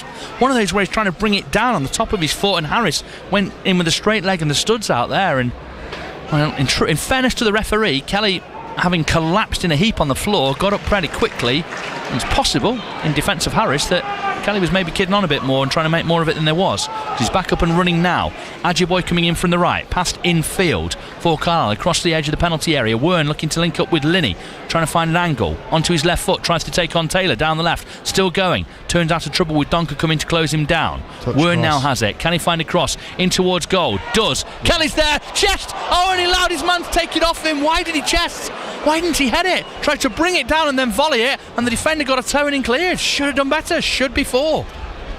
Yeah, he should have went with his head, as you say, head it back across goal.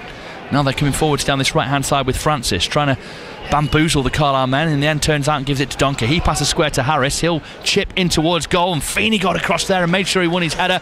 Carlisle through Galvin managed to clear. Well, should do. He's under a lot of pressure. You could see Francis trying to just like he was stood on hot coals, just trying to keep his feet off the floor so it couldn't be played off him for the goal kick. Yeah, Feeney did well there. It was all a bit last ditch really. Harris puts the ball in and Feeney did well to get goal side and head it away, but yeah, I need to get more pressure on and not allow free balls into our box. And Feeney almost had 2 at the back stick there for a split second. Just can't work out why Kelly tried to bring that down there and allowed the man to take it off him. Almost showed too much composure on that occasion. To the left with Topolage. Workington 2-0 down. Ellis won that brilliantly. Fouled as he did so. Well, not according to the ref. I thought he'd blown there, but he's just, yeah, that's what Mark Hughes is saying. Seemed to toe it and then get caught by Harris. The ref seemed to put his whistle to his lips, but they never blew. Seems to be letting more things go, the referee, doesn't he, second half? Declan Brown. Well, I think it's Declan. It says on the team sheet Deccan, but I can't imagine anyone's called Deccan. I've assumed that it's a typo, but maybe the Brown family will correct me. Good running from Taylor. Good pass to the left-hand side here. And Joku trying to find the angle. Feeney forces him wide, and then the pass out is poor. Adjiboy was a bit sloppy and flat-footed. Whelan steps in, controls and clears towards halfway. Kelly helped under the ball by the defender Muller. Adjiboy then caught hard by Harris again, and the referee gives the free kick again. Not on a booking yet, Jaden Harris. That's a couple of fairly heavy ones he's put in. Yeah, always a clumsy player, Harris. Even in training, always one of them that stands on you or kicks you in a tackle. Whether he means it, I don't think he does. Trying to pick out Linney and haven't, and 2 headers later, Sutton on halfway again. Donker trying to step over in a wild position there, loses possession, and now Linney's running at that back line of Sutton. Down the left hand side, sends the crossing in search of Kelly, too easily cut out. Carlisle nick it back through. Whelan thunders it over the bar, should score. 17 yards out, took it off the toe of Ruiz, and then just bashes it over the bar when he should have showed composure and found a corner.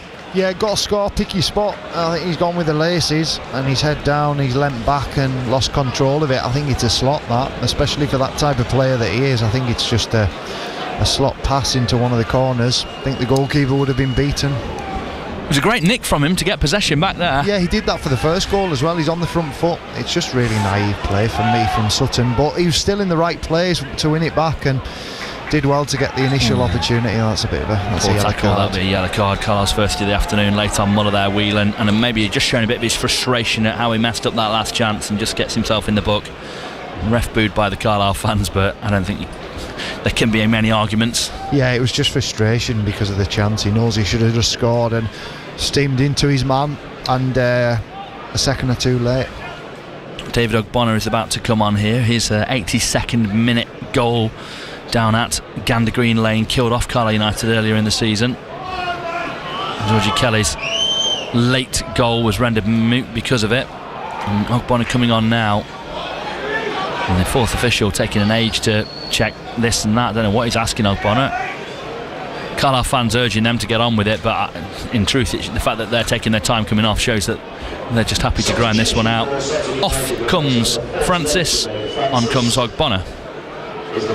He was alright, Francis, for them. I think he was one of their better players. I think he probably should have scored when he took it past Thomas in the first half. He's worked hard, had a bit of pace about him, looked an outlet for them anyway. Yeah, wouldn't argue with you. Ruiz has gone back to his goalkeeper there, being hounded by Carlisle players. Between the sticks, Jack Sims. Little he could do with the Carlisle goals. Might have done better with the save he made from Linney when Kelly then followed it up and smashed onto the post.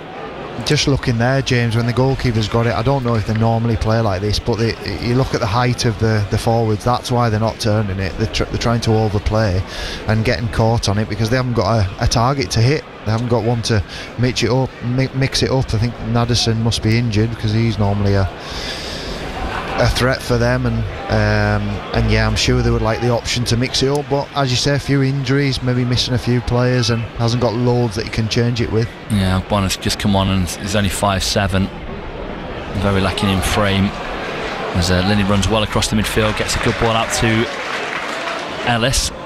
Taylor just trying to get in his way there and stop his momentum. Strong tackle, Harris again there on Whelan. Nothing wrong with that. Double drag back from Jack Ellis, opening up a bit of space that Carlisle trying to step into there. Caught again there, Whelan. Ellis might just get to this one. Defender's got across the path of the ball, and in the end it will drift through to the goalkeeper, who goes through his own man. Cheers. And really took out the standing leg there of Muller. But when you're that as young as Muller is, the legs bend more than they do as you get older, and the ligaments, etc. What are you calling that? Zidane, Maradona, double drag back? What? Well, it's going to be a yellow card to Adji Boy here. He's really thrown himself down, Harrison Jokai, and he's just poked the ball off the pitch and thrown himself down, and Mark Hughes has had a bit of a go at him there. The attendance 6,296 with 91 away. 6,296. Mark Hughes not at all impressed, was he, with Njoki down on this near touchline. Yellow card for Adji Boy.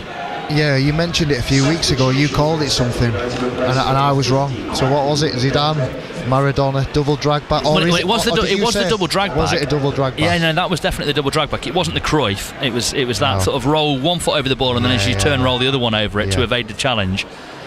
If Maradona did it before, the first one I saw do it was Michael Laudrup. Was it? But he's certainly before Zidane. But if Maradona did it before, then it's the Maradona, isn't it? It was good skill. Little flick round the corner for Sutton in the midfield after they played the free kick. Adji Boy controls, gives it to Ellis, who sidesteps Topolage delightfully and then plays forwards into Georgie Kelly. Little flick round the corner. Whelan can't quite get there. It was nice football that. Kelly frustrated, he couldn't quite get the angle on it. First time ball to Whelan. I think had it been Adji Boy there, Adji Boy might have just got to it. Got good feet, Ellis. I think what you were saying earlier about being a little bit underestimated in that he can handle the ball, he can roll out the other side, and he certainly slotted that pass into Kelly's feet nicely. Got good composure about him. And he's done the Laudrup / Maradona / Zidane, hasn't he? Give him the MOM right now. Out the far side, Sutton just trying to get clear. Who are you thinking about for man of the match right now? Give me, but you've just caught me on the hop there. Still 25 minutes yet. Got to be leaning towards McAdam at the moment, you'd have thought. Clean sheet, 2 goals, anchor in midfield role. Ball over the top there that they've nearly got to. It's that man again. No, it's not Ogbonna actually. It was Njoku coming in from the left, but Ogbonna caught them out last time. Down the line for Adji Boy here, just a bit short of options, and he bundles the ball out of play. Was he caught as he did so? And the ref's given a soft free kick because Mark Hughes has appealed for it.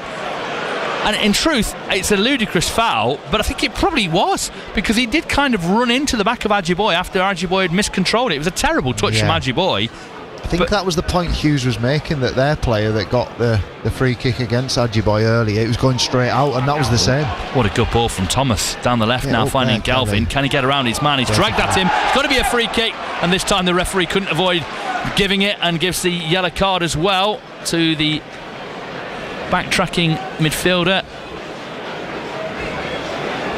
Just trying to see who it is. It's not Muller, is it? He just came on. It's Dan Erpens, a 17-year-old who's just come on. Yeah. Didn't even see who he came on for. Up to the speed of the game. Young player. Yeah, very young. Sort of a left-sided defender as well, Erpens, I think. Just filling in. Seen Derby have conceded, mate. I couldn't care less, mate. For you. No. Listen, Derby do not want to go up to the Premier League. They want to be nowhere near the playoffs. Yeah, my mum and dad are adamant, not their time. No. Next year. It's a tricky one, isn't it? Because next year they could be nowhere near, but they're just nowhere near ready for the Premier League. And Braintree 1-1 with Forest Green as well. Dear me. Can you sign players, Robbie? Ball to the back post. Oh, Kelly thought he was heading home there, and on this occasion it was a good header from Muller there in defence. Turned it away, and it's out of play for a corner to Carlisle United. Donker is the one who went off for Erpins, incidentally. I suspect he'll be in the middle, and that will be Eccleston who's gone out to right back for what it matters. Corner to Carlisle, Whelan to take. BBC Radio Cumbria Sport. Forest Green 1, Braintree 1 in that playoff fight. Could still get caught and drop to 7th. Don't think they'll get caught by Halifax though, Forest Green. Here comes the ball into the area for Carlisle. Drops, and it should be dealt with by Simper, who took a risk with a very high foot clearance after a loose first touch. Linney trying to poke it through, couldn't get it.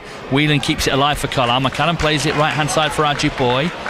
Just sort of making a bit of a mess of getting the clearance in. Kelly trying to get to the back post. Got to get after that one again. Don't know whether he was having to keep a line to stop going offside. Mark Hughes thinks it should be. It was a delightful cross in from Ajiboye, a right-footed ball in, a cross curving away from the goalkeeper. Mark Hughes is saying I'd have scored it. Great cross, Ajiboye. You've got to expect that. Like all the chances that he's not taken today, Kelly.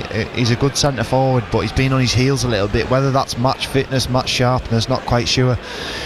Hughes was over on his haunches there, as if his hands on his knees, as if to say, come on, need to get on the end of that. Great pace on the cross from Ajiboye. They're trying to find him, aren't they? They know that's what his game is. He wants crosses in the box, and just not on the move when he needs to be. Almost didn't quite expect that one, did he?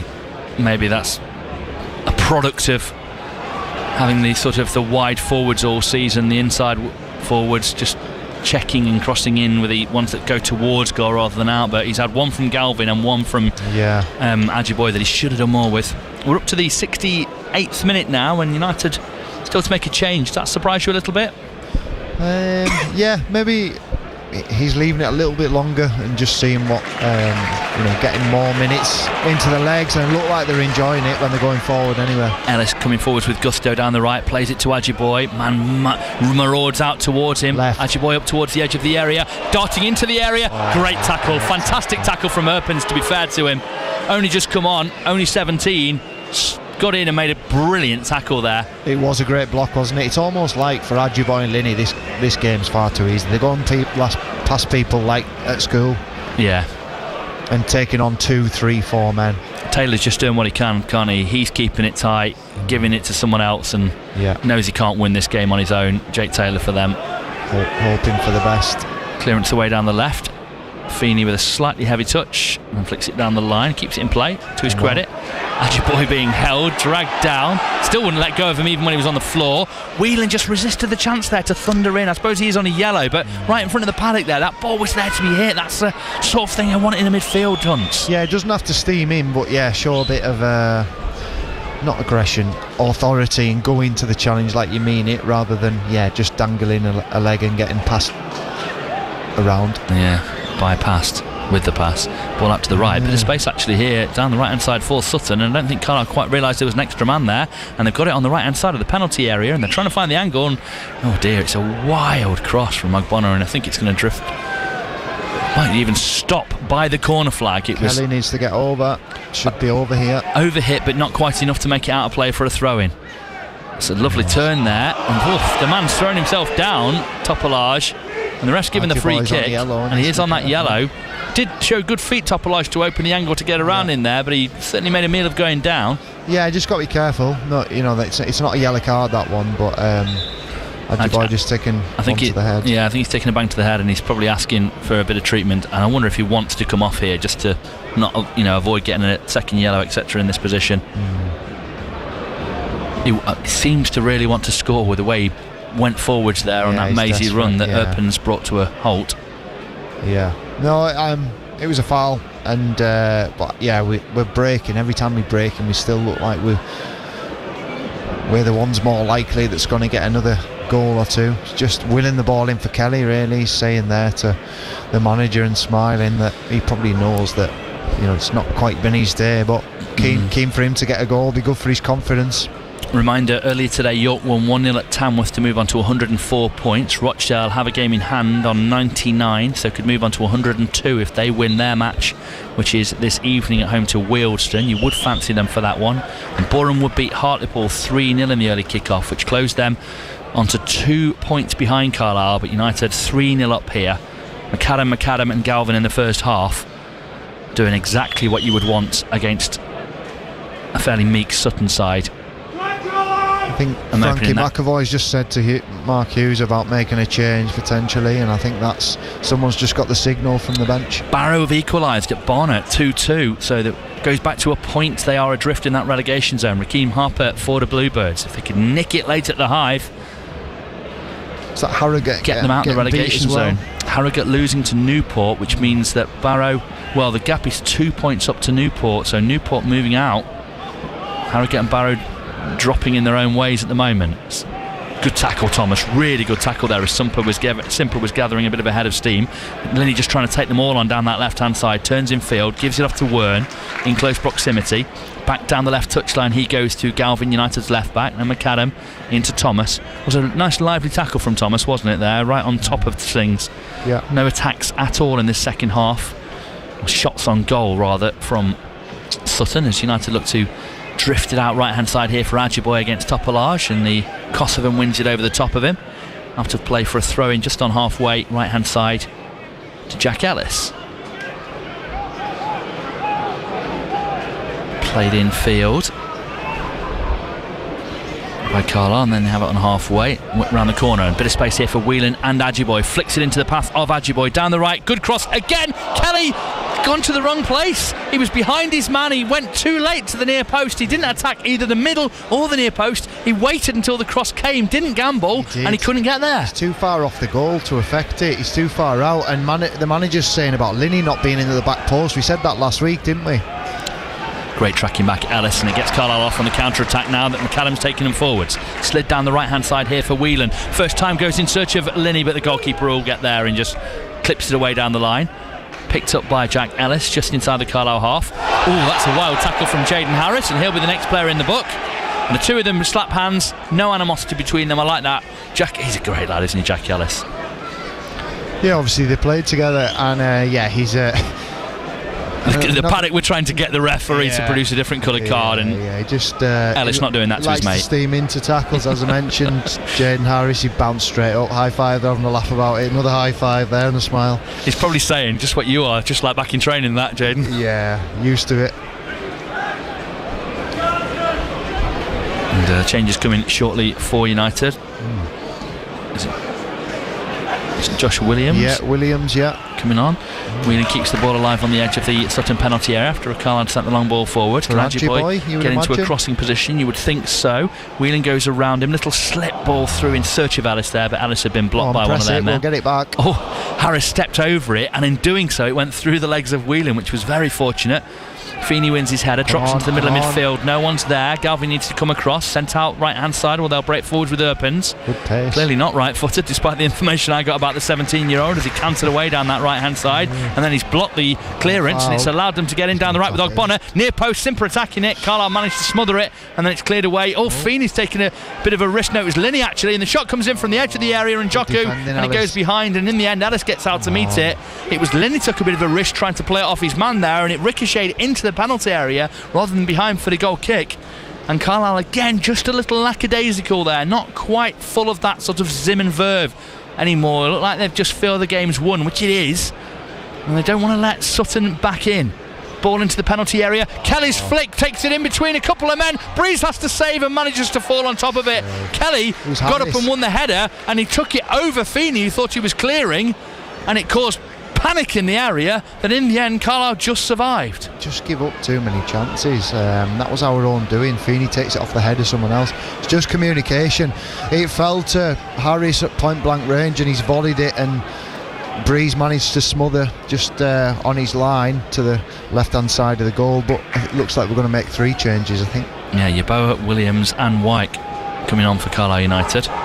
Just into the last 15 we are here. Whelan, nice little body swerve, shoulder drop.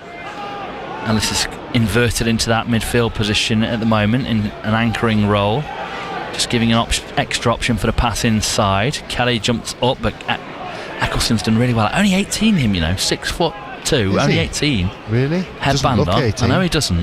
Not at all. I think it's from stitches, the headband. I don't think it's from fashion. There's a touch of the McEnroe about him, doesn't he?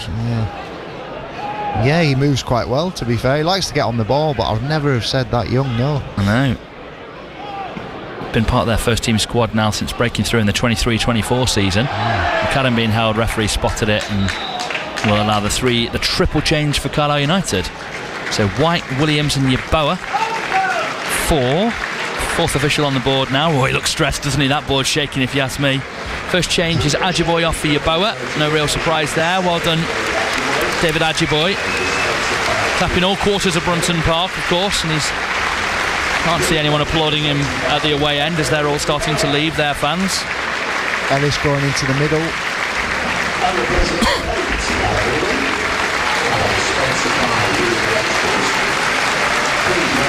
And that is Whelan coming off and getting a lot of applause there as Williams comes on for him. I think fans happy to see Callum Whelan back in the team by the sound of that. And also really happy to see Josh Williams back. And Charlie White, you'd think, for Georgie Kelly? Yeah. And it is. Should have had a goal or 2 today, Georgie Kelly. But still worked very hard for Carlisle United and been an important part of that front line. Yeah, he works hard. He'll be disappointed because that's what you judged on, isn't it? Getting on and he's actually had the supply today. 2 or 3 great crosses. I think 2 crosses that he should have got on the end of, possibly 3, and he's hit the outside of the post on the rebound. Wasn't his day, but needs to take 1 or 2 of them. Forest Green take the lead again against Braintree. Absolutely should be beating Braintree as White gets on the ball, right hand side of the area, slips it infield, looking for a Yeboah, just bundled off the ball there by Taylor. Smart positioning from him. McAdam swivels and plays it back into defence with Feeney. Takes a strong touch, then lifts it out left hand side in search of Linney, but Erpens gets there and wins it. Nice touch and turn from Simper in midfield. Lifts over the top all in one, but it will just drift through to Gabe Breeze as we come towards the end of the 78th minute. The dominant force, Carlisle United, but 6 chances, 1 on target, and some of those chances bigger and better than they might have been dealt with by Sutton.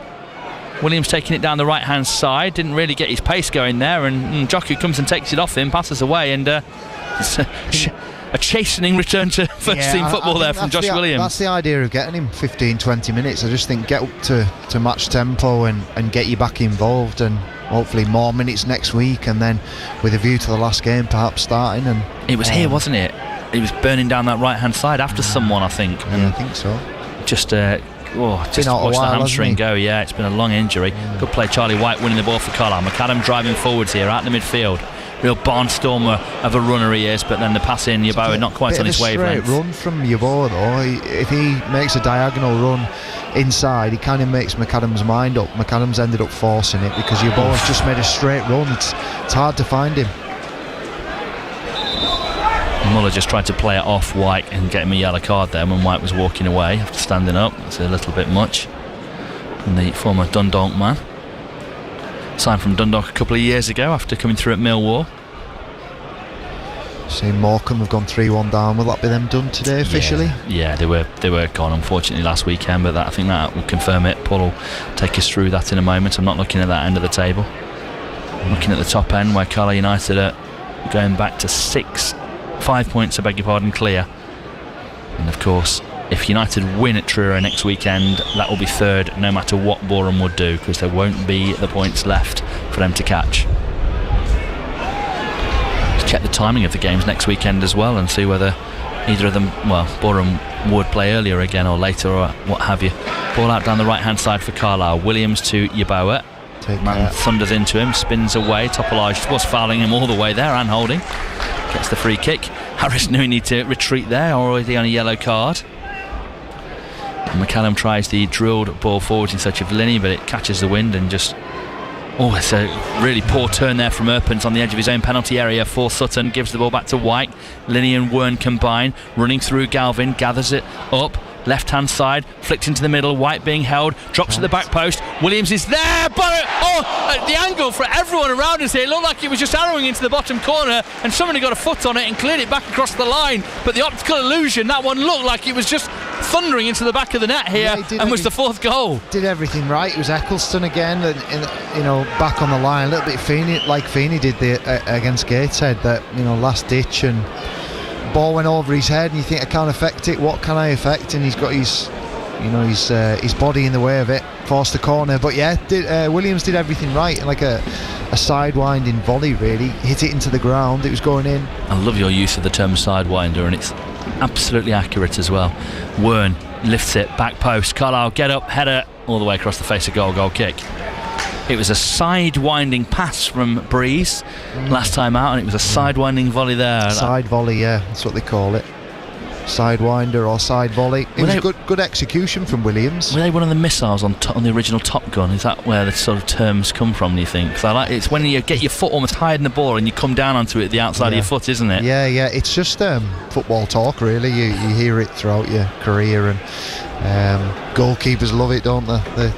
Them kicks now, it's all the trend, all the fashion, all the rage. All the rage, that's what I was looking for.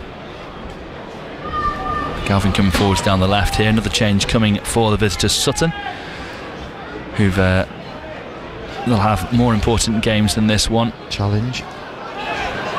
You can emerge as a Sutton in a scenario like this, either as a team with no fear and suddenly able to show what you're really capable of, or you can just look a little bit short and like you want the end of the season to come around, and it's been a bit more of that.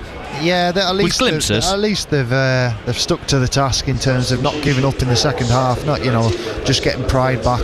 I keep looking, when their manager keeps looking around, I keep thinking he's got a look of Ryan Reynolds, the Wrexham owner. Don't know, because he's got a hat on, can't see his hair, but just in the face. I don't know if you've noticed that. I have not. No. No, I haven't. Every time he turns around to the bench, I just keep... I mean, he's got to be one of the most recognisably handsome men in the world you've compared him to there, so that is quite something, Hunt. Barnet take the lead again against Barrow. 3-2 Barrow trail. That'll be agony for them. And I know some of you will enjoy Barrow losing, and I get that, but also some of you will remember those moments in the eventual relegations of Carlisle over the last couple of years, and I'm sure we'll have a degree of sympathy. But Barrow trailing again as they try desperately to get out of the relegation mire. Right hand side, Williams looking to bring Carlisle away. United just seeing out these minutes. Who's Davies coming on for? Because our right hand side's been changed, so you're thinking, is it Galvin just to get him some minutes? Yeah, not Davies sure. Some minutes, unless they're going to take Linney off, move Yeboah to the left. I mean, it's a lot of changes. 3 centre backs, perhaps. No, Yeboah to the left, Williams up to the right wing, and Davies to right back. Maybe. Give Linney a break. Throw down the line as Carlisle looked to get out, and everyone left it to each other. Thomas in the end stepped in and made the tackle. Byron, who's just come on down the left, trying to come forward here for Sutton, just runs into congestion. He's a big man, isn't he? The former Worthing man. United have given it away.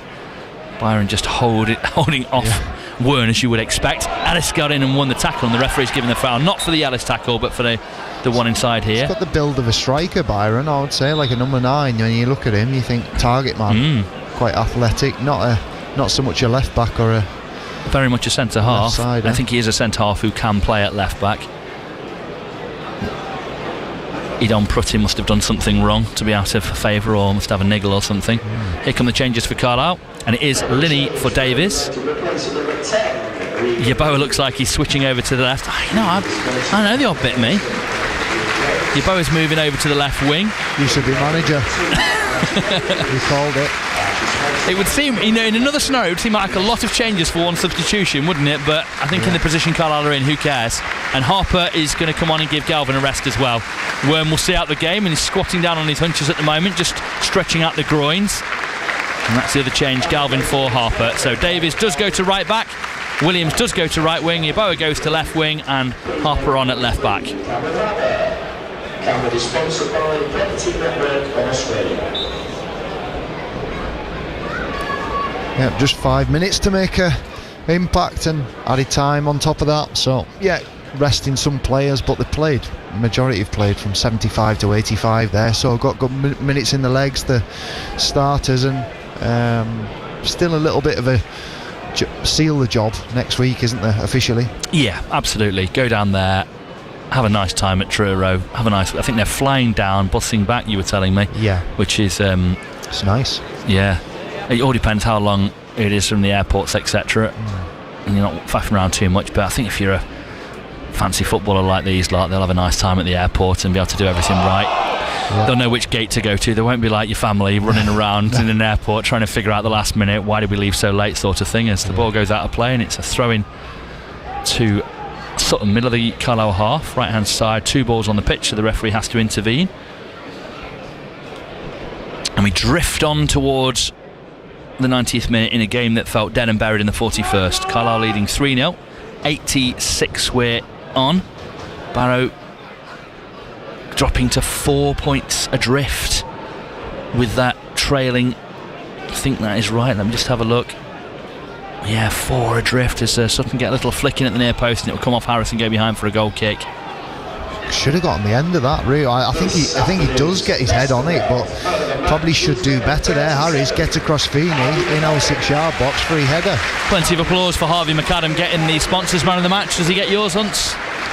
Yeah, probably. I think the wide players, both Adjiboye and Linney, were good also, but he came up with two goals, and it's surprising really when you're a holding midfield player for the day anyway. Does explain the odd gap in the first half in front of United's back four, the fact that he's chipped in with 2 when he's goals. Getting on the end of headers and scoring the first and second, there's a bit of wind there. Yeah, from Breeze's kick, it has caught the wind, flicked it around, holding on to Harris there.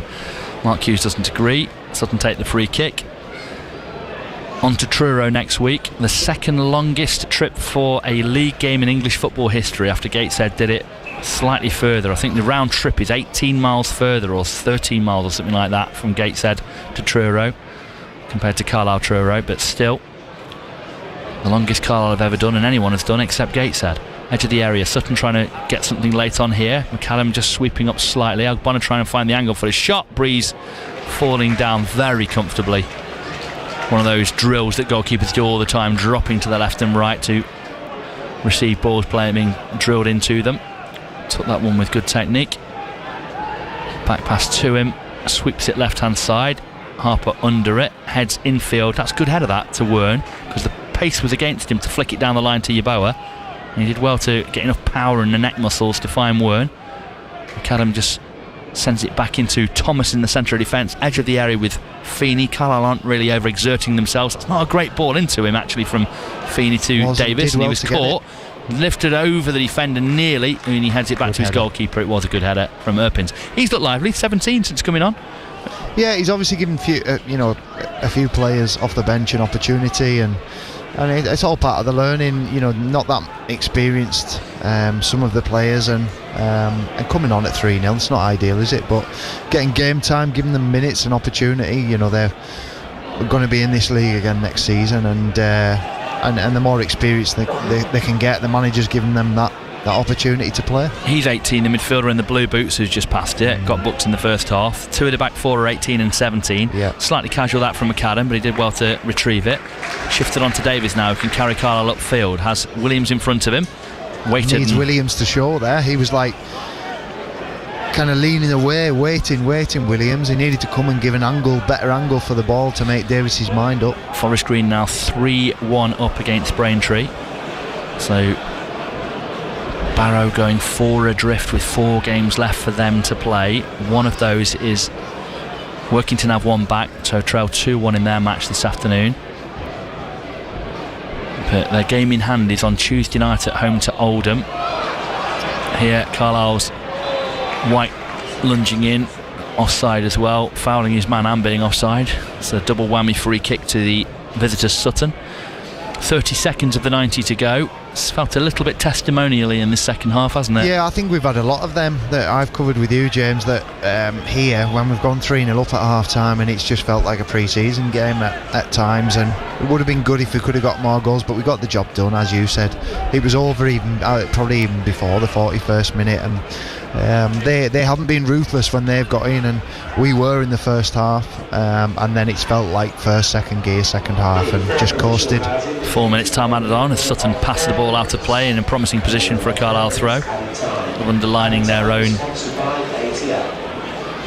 deficiency, I suppose, in this game, because they could have at least had a couple of goals here, and with Carlisle not quite being ruthless enough, Terrell Thomas there playing it off a man right in front of him, and they do get the goal kick, but just moments where I think United will need a step up.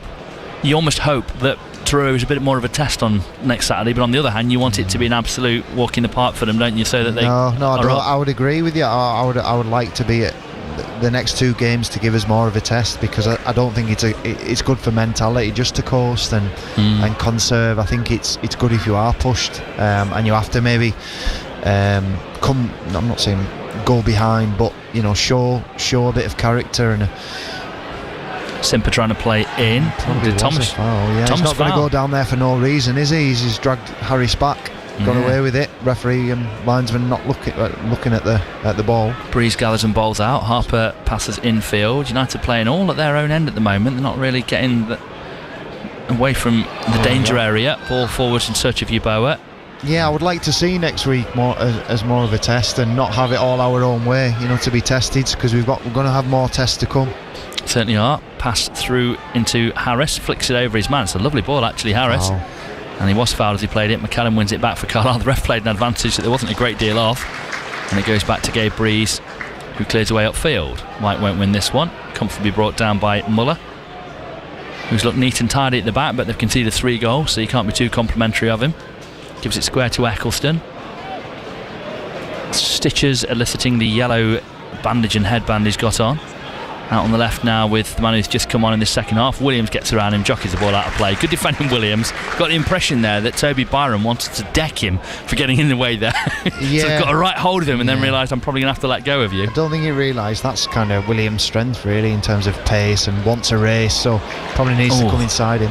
Ball across midfield there from Ellis, probably would have made it to Harper, but I don't think Wern was quite sure where it was going, so tried to intervene, and in doing so lost Carlisle possession, but they win it back and send it out to that left hand side now with Harper. A bit of space to run into. Down the left for Yeboah. One-on-one against Taylor, the 34-year-old. Can he make an angle and make something happen? Passes into the middle. Harris let the ball run across him. Feeney all over his man. Probably was a foul. Did kick through him, I would have to say there, Morgan, whatever his protestations, and we're nearly at the end of the third of 4 minutes time added on, and this game will drift away, and it won't be one that lives long in the memory, but it will be hopefully a 3-0 win and a nice clean sheet, and just the sort of form you want to be in as you're heading towards a playoff campaign. Ball back to Gabe Breeze from Archie Davis. He lofts long down the middle. Eccleston wins unchallenged. Thomas jumps in front of Feeney and wins. Bit of head tennis that McAdam then brings down. Plays it out left hand side for Harper to halfway. Nothing really happening in front. Plays infield to Wern, goes back into defence. 40 seconds to go. Out with McAdam, who pops up in a left back position for Carlisle. Infield to Thomas, almost making a back 3 that Thomas can step forwards out of. Tried to force the pass through in between 2 amber-shirted men. Not entirely sure what he was looking for there. Didn't find it. Goes out left-hand side to Njoku. It's Thomas who has to chase out there and do the work to try and close him down. Cut back into the middle. Carlisle clear away. Just about. Was a good touch actually. I think Harper it was, wasn't it? Coming in from left back, which is why it was a bit of an awkward clearance. 10 seconds to go. Thomas trying to do the right thing there, but overdoing it, trying to force a pass that wasn't on. Yep. Back towards halfway, referee just checked his watch. That's the 4 minutes done, and the referee can't be bothered for any more, and that's full time here. 2 games left in this National League season. Carlisle won't have many more easier afternoons than this one. Sutton came in for 10 minutes, looked sharp and like they might offer something, but in the end the first goal turned them. The second followed shortly after, both from McAdam. Galvin wrapped up the scoring just before the interval. United should have had more in the second half but fluffed them. Sutton could have had 1 or 2 themselves on another day but showed no ruthlessness in front of goal. And if Truro is as easy as this, Carlisle will finish 3rd next weekend in Cornwall. But we shall see if that one is. You'll find out in a week's time on BBC Radio Cumbria Sport. McAdam got the sponsors man of the match. He's got Hunt's man of the match. There's so little left to say that I almost think we should hand to Paul Newton to get onto the Barrow story, but he's tweeting something at the moment. So Hunt, tell us what we can take from this into next week. As we've said many times this season, job done, by far the better team. Still concerning a little bit, don't want to put a negative spin on it because we won the game, kept a clean sheet, but concerning that we still gave up 3-4 chances that probably should have ended up in goals, switching off or making bad decisions, but had far too much for Sutton, and the second half just ended up being like petering out, and everyone just conserving energy. And disappointed we didn't get on 4 or 5 goals, but performance was fine. Got the job done, ticked off another one close to the playoffs. Wheeling into that midfield, McAdam going into the deeper position. I mean, he's our man of the match, so you're hard pressed to say he's not done a good job, but he's shown today that he can get forwards and do that box to box, which I talked about on the podcast this week. It's when he's going to be more disciplined in that midfield that he'll be more tested. I doubt that will happen against Truro or Brackley, but it might happen against, a Forest Green, a Boreham Wood, a Rochdale, when Carlisle come upon them in the playoffs. Yeah, I think that'll be good for him today in terms of his learning and the positioning to take over. I think that's an advantage in itself that we've got today. We've got the next 2 league games before we start the playoffs, that you can get Whelan game time, you can get McAdam used to that position, because that's what it's going to look like. If we, I know it's nothing set in stone, but if Whelan does a good job, he might have an opportunity of playing in the playoffs. But thought Whelan did okay. Should have scored when he won the ball back himself. Pressed well, and he set off the press for the first goal from McAdam. So good for him to get start and be part of a convincing win. But yeah, hard to get too carried away because Sutton were poor on the day. Had a bit of pace on the counter. Should have made it us pay a couple of times, but as I said, got the job done, and on to next week now. Barrow have lost, and with 2 games, how many games have they got left in their season? Let me just have a look.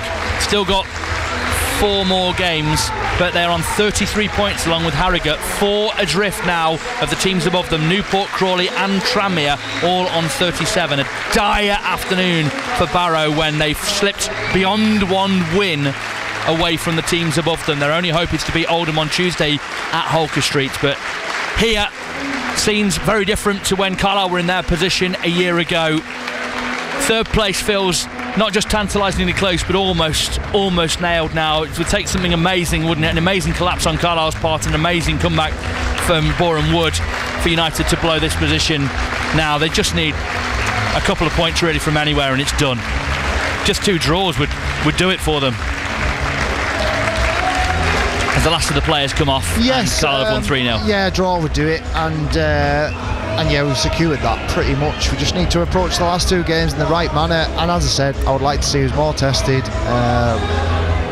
Hopefully we get more options back. The bench is looking stronger next week, and Williams has got on. Whelan started, played his part and did okay, so yeah, job done. And you're just ticking off the weeks now. I know there's still something to play for next week, but yeah, look forward to the next game and win the next game. And on Whelan, beyond just McAdam in the anchoring role, Whelan obviously coming in lively, makes things happen, a little bit of the whirn about him, quite an enjoyable footballer to watch, as we've always talked about. The question is, when you get to say a Boreham Wood or to whoever, Rochdale, whoever Carlisle will meet in the playoffs, whether you trust that lightweight midfield, two of them to be that lightweight in there, or whether we might see Ellis back in and Williams maybe going to right back, etc. I think we might see Ellis back in. Just based off today, I know there's still 2 games to play, but I think we might see that just in terms of the teams we'll be coming up against. Whelan, good footballer, good on the ball, got good feet, but I just think when we're coming up against the better sides, I think we'll have less of the ball, and I think it'll be about covering the ground like Hugh spoke about. I think that that's why he brought on Ellis at Morecambe, just to do the hard yards, and he's a real athlete, Ellis, and win the second balls and give it to the ball players, and I think he would go with more of that in the playoffs. But I'm not in the manager's shoes, and there's still 2 games to go before that. Well, welcome back to listeners on AM and on DAB, where Carlisle United have won by 3-0 here. A real procession for them, in truth, this match. 3 goals in the first half, briefly troubled as they were in the opening 10 by Sutton, but then goals from McAdam and Galvin in the first half saw them off. Loads of chances in the second half for United, which they fluffed. Clean sheet, though, takes them into the final 2 games. 5 clear with 6 left to play for. 2 draws would do it, but a win at Truro next weekend would seal 3rd place and a home semi-final in the playoffs. You'll find out if they do on BBC Radio Cumbria Sport. Here, though, it finished 3-0.